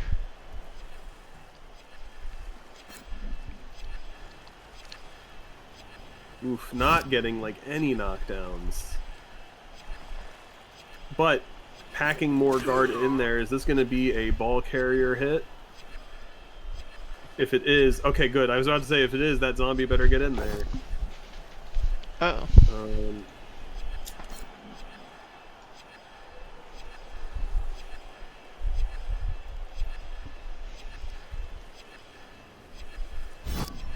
Yeah, chain push the stun guy further back makes sense to me. I think you have enough assists, except I don't think you punch this this remaining blitzer with your ghoul, because he could just sidestep right in to onto the ball. The guy now, the problem I have with this is he's condensed his players even further, which makes it just easier to block you in. I mean, not only that, but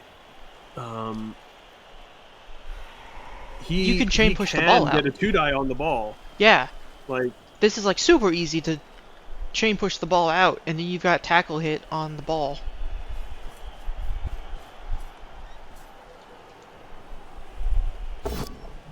What? Well, that's not gonna... Okay, you can knock down that ghoul, but I thought he was bringing that guy over so that he could chain push. I'm confused. Hi, confused. I'm also confused. Okay, guard is on the ball, which doesn't do anything. I guess he can come from behind?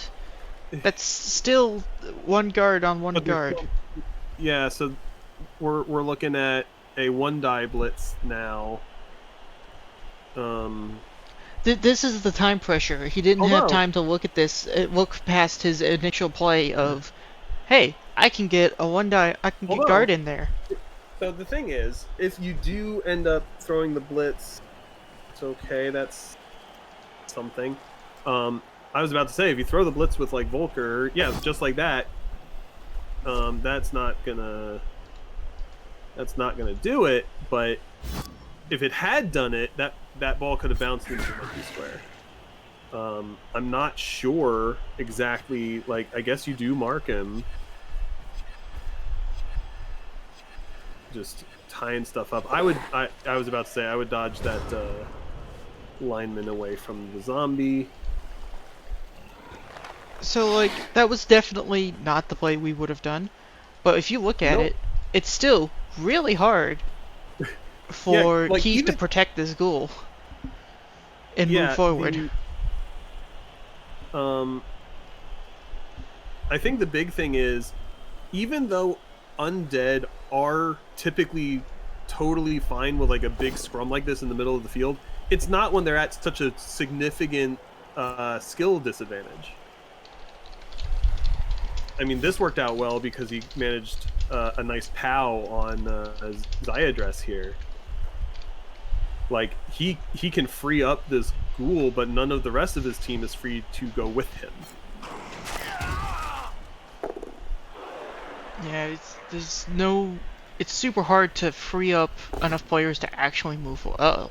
Oof, more dub skulls. That's like, uh-oh. And that is a prematurely ended turn right there. That's a problem.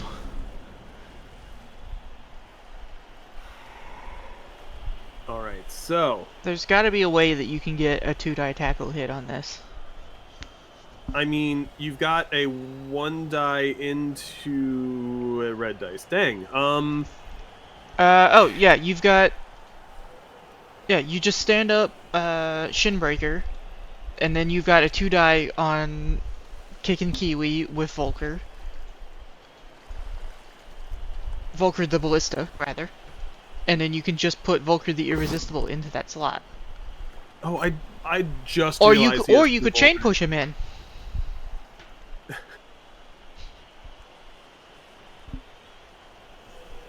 Shenanigans. This I can actually understand why he's having trouble deciding on the follow-up, because Yeah. okay. Now you've got a 2-die into a 1-die. And you push right, surely, right? I believe so, and don't call me Shirley. Oh, that's a knockdown. Or you just wrestle him down. Okay. The Scatter ball is usable. Yup. 30 seconds to work with this. And he's just gonna run in and say, I don't care about tackle zones. It's 3+ pickup. I don't hate just picking it up. Yeah. Now, where do you take the ball? Backwards. That's not backwards. Like, because you got to remember, if you're Wentros, you don't have to score. You can play keep away for 3 turns and get the win. I'm like 90% certain that is correct. I need to check. I'm pretty sure we carry that rule over. and miss out on the sweet touchdown SPP. That's a very good point, SJCT sauce. That was a disorienting camera. Oh, but okay. Oh.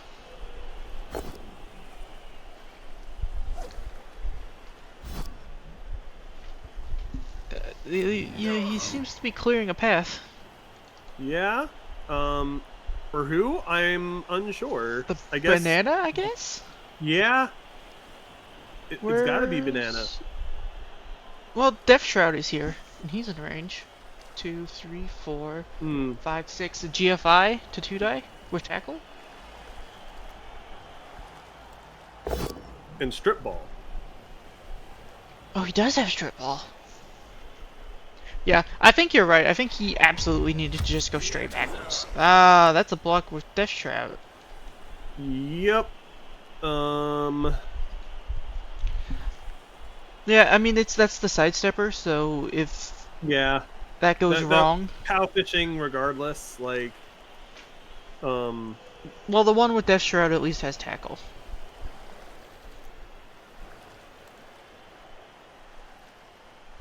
Oh, fair. Also 10 seconds. Alright, so he's going with the Ghoul Blitz. Gets the POW. Finds the POW, but is out of time. He can't do anything with it, but he has the POW.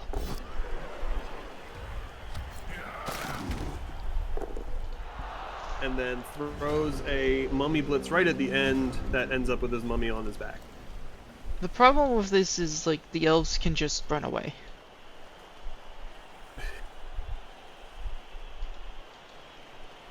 There are multiple ways to free up elves that they just walk away now. I mean, which elves have jump up? That, like, you sacrifice a movement to dodge into an empty square, you pick up the ball in a tackle zone, and you can just truck. Like, Not even that. I feel like you can just make 2 dice. or yeah, that's the other thing. You take your friggin' runner, you just blitz that zombie off. Or no, or you could use oh. That's okay.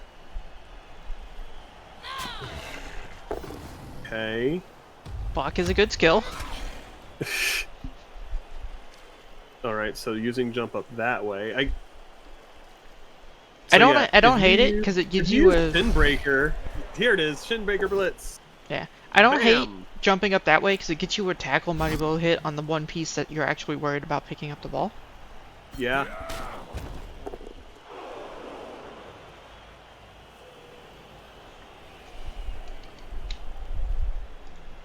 And then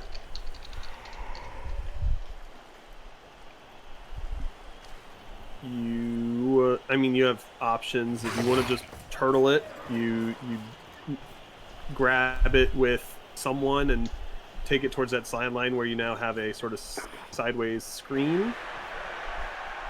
Or you go for some late season line elf development. Yeah, he's got a random dirty player still.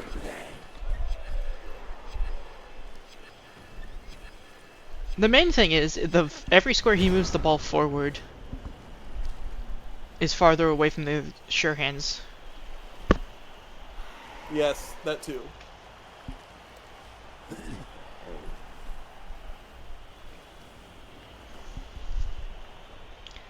Now how do you even like recover this?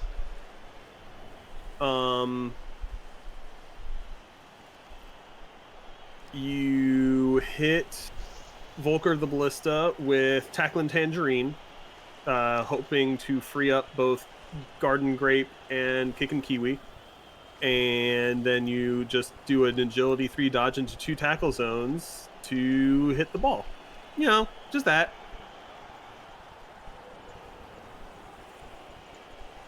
And that is actually with a fair amount of seriousness. Like, I would probably be looking at using Kickin' Kiwi to leverage the fact that he is dodged to get in there for a 1 die on that ball. Yeah, I'm not sure I disagree. There's not a lot of good plays remaining.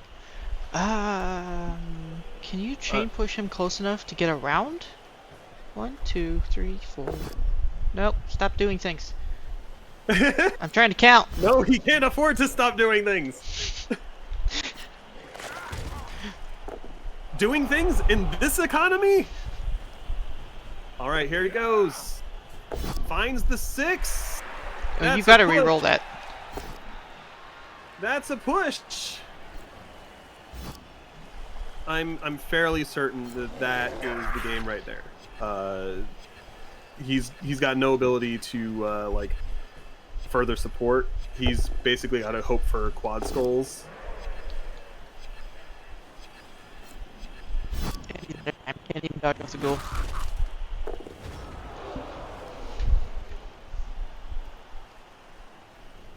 Alright, Winteros, you have a full 123 seconds.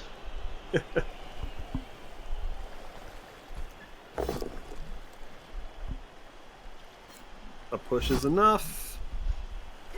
So now you just run down the sideline. Yep. I would do that right now. Right now. Yeah. Now. I don't think you actually go on the sideline because then a 6+ dodge in and the ball is surfed and something goes weird. Well, no, not literally on the sideline. Yeah, a square away. I think if you just run down the sideline and sort of screen off. Yep, there you go. And I think that's fine. Pretty much like that. And then you punch this ghoul because I think this ghoul's the only scoring threat. It is no longer a scoring threat. It is no longer a threat at all. Yeah, now even if the ball goes down, no one can recover it to score.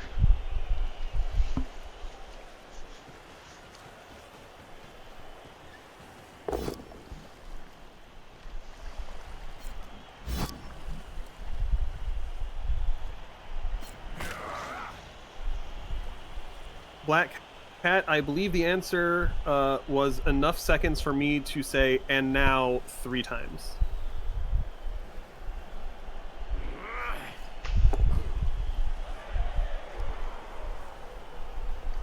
So the question I mean, becomes, Dark Elves are fairly OP. I mean, like back in my heyday, they were what my Dark Elves were in Division 1. So like, uh, I get it. Granted, this is Blood Bowl 3 now versus then, but yeah. So the question becomes, how much damage can you do to this Dark Elf team out of pure spite? yup. Because there's nothing you can even chain push into range. Man, I am so glad that I just impulsively agreed to co-cast this with you. This was a match. It was an interesting one, and this is the first one I've personally watched where time has become a genuine factor.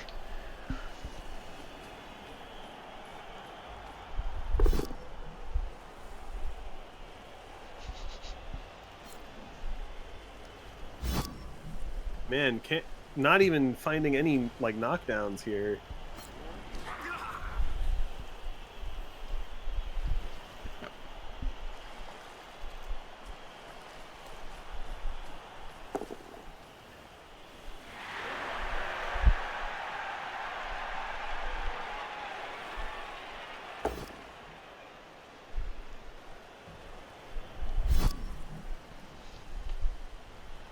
That's kind of disappointing.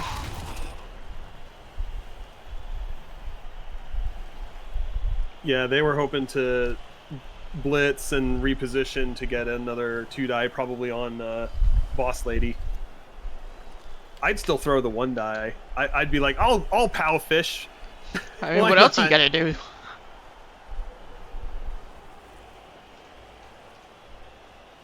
Worst case scenario, your friggin' random skill kick ghoul gets hurt. Oh, a foul. He Disappointing. was trying to dodge out for a foul.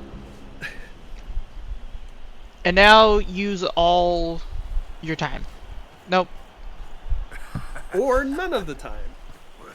Or as little time as possible, basically. I still would have gone for blocks because even if you turn over, you still win. Oh, I mean, thank you, I, game. I I wanted to look at a post game screen, but I don't get that replays. One moment.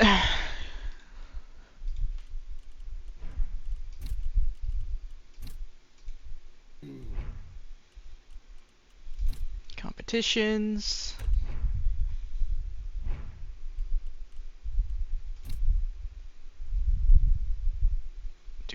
Do.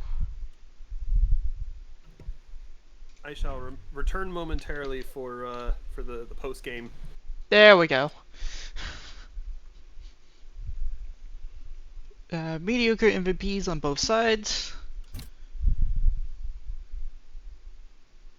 Like, plenty of SPP for the Dark Elves, though. It has the UI to let me cancel and validate because I am an admin in REBBL. So I actually have admin permissions to mess with this stuff.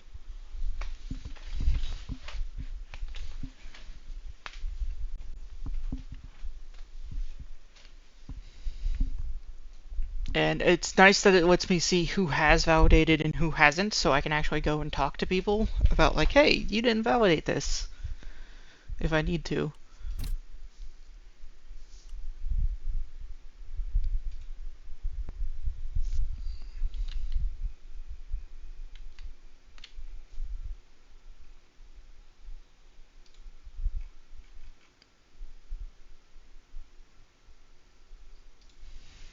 Oh.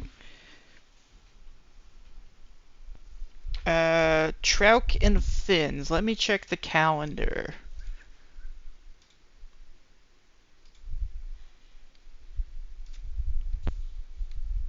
Do you remember their team names off top of your head? Because I currently do not.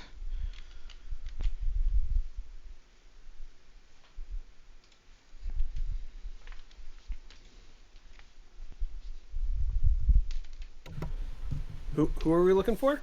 Just asking about Trouk and Finns.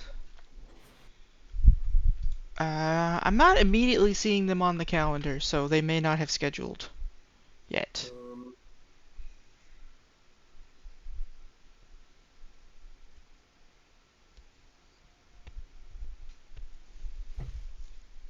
Um,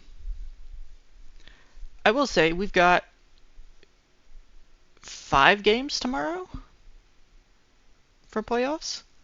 Yeah, there's a ton happening. People might have to suffer through my voice more.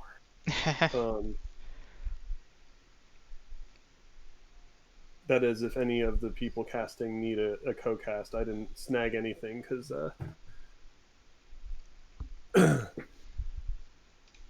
I didn't anticipate having this free time at the beginning of this season.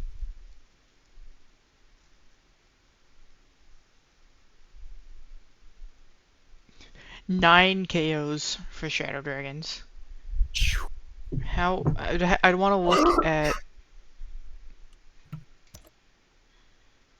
Does it tell us how many KOs came back?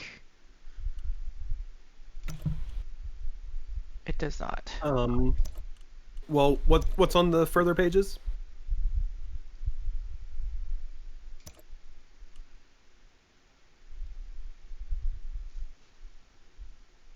Doesn't look like it tells us how many KOs actually came back. Ah, darn. Just tells me how many KO results someone has sustained and inflicted. Yep.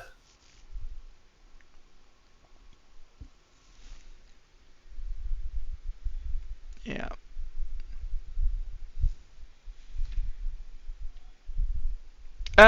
Black Cat, that's I'm not immediately seeing them on the scheduling calendar. Trouk was here earlier. Trouk, are you still here? Listening? Listening, waiting, watching. But yeah, that was our game of the Shadow Dragons versus Fruit of the Tomb. They will be moving on. Shadow Dragons will, that is.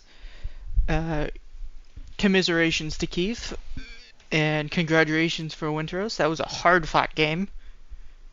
Yeah, that's one of those games that you probably are pulling apart in your head for like a week afterwards. Yeah. Or at least I would, because that's how I do.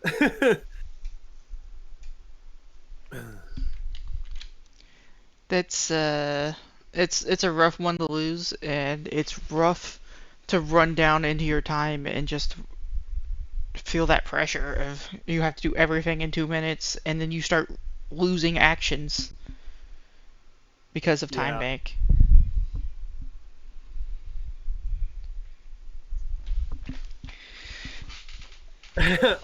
Honestly, no one man should have all that blood step. I mean, I'm like, that's one of the things where it's like, I always find myself wanting to I always find myself wanting to build more interesting teams, but like then I'm just like, but Blodge is just so good. Yeah. It is just such a problem for your opponent, especially on a high agility team. Why would I not just build Bloodstep?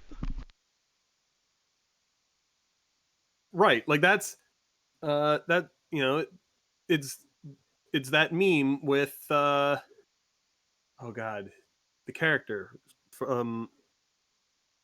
but yeah, why wouldn't I just build Blodge Step? Like Bilbo Baggins? Yes. I don't know why that escaped my mind of all things. Fake nerd. No, just mistargeted nerd. My nerdery is very much focused in other things.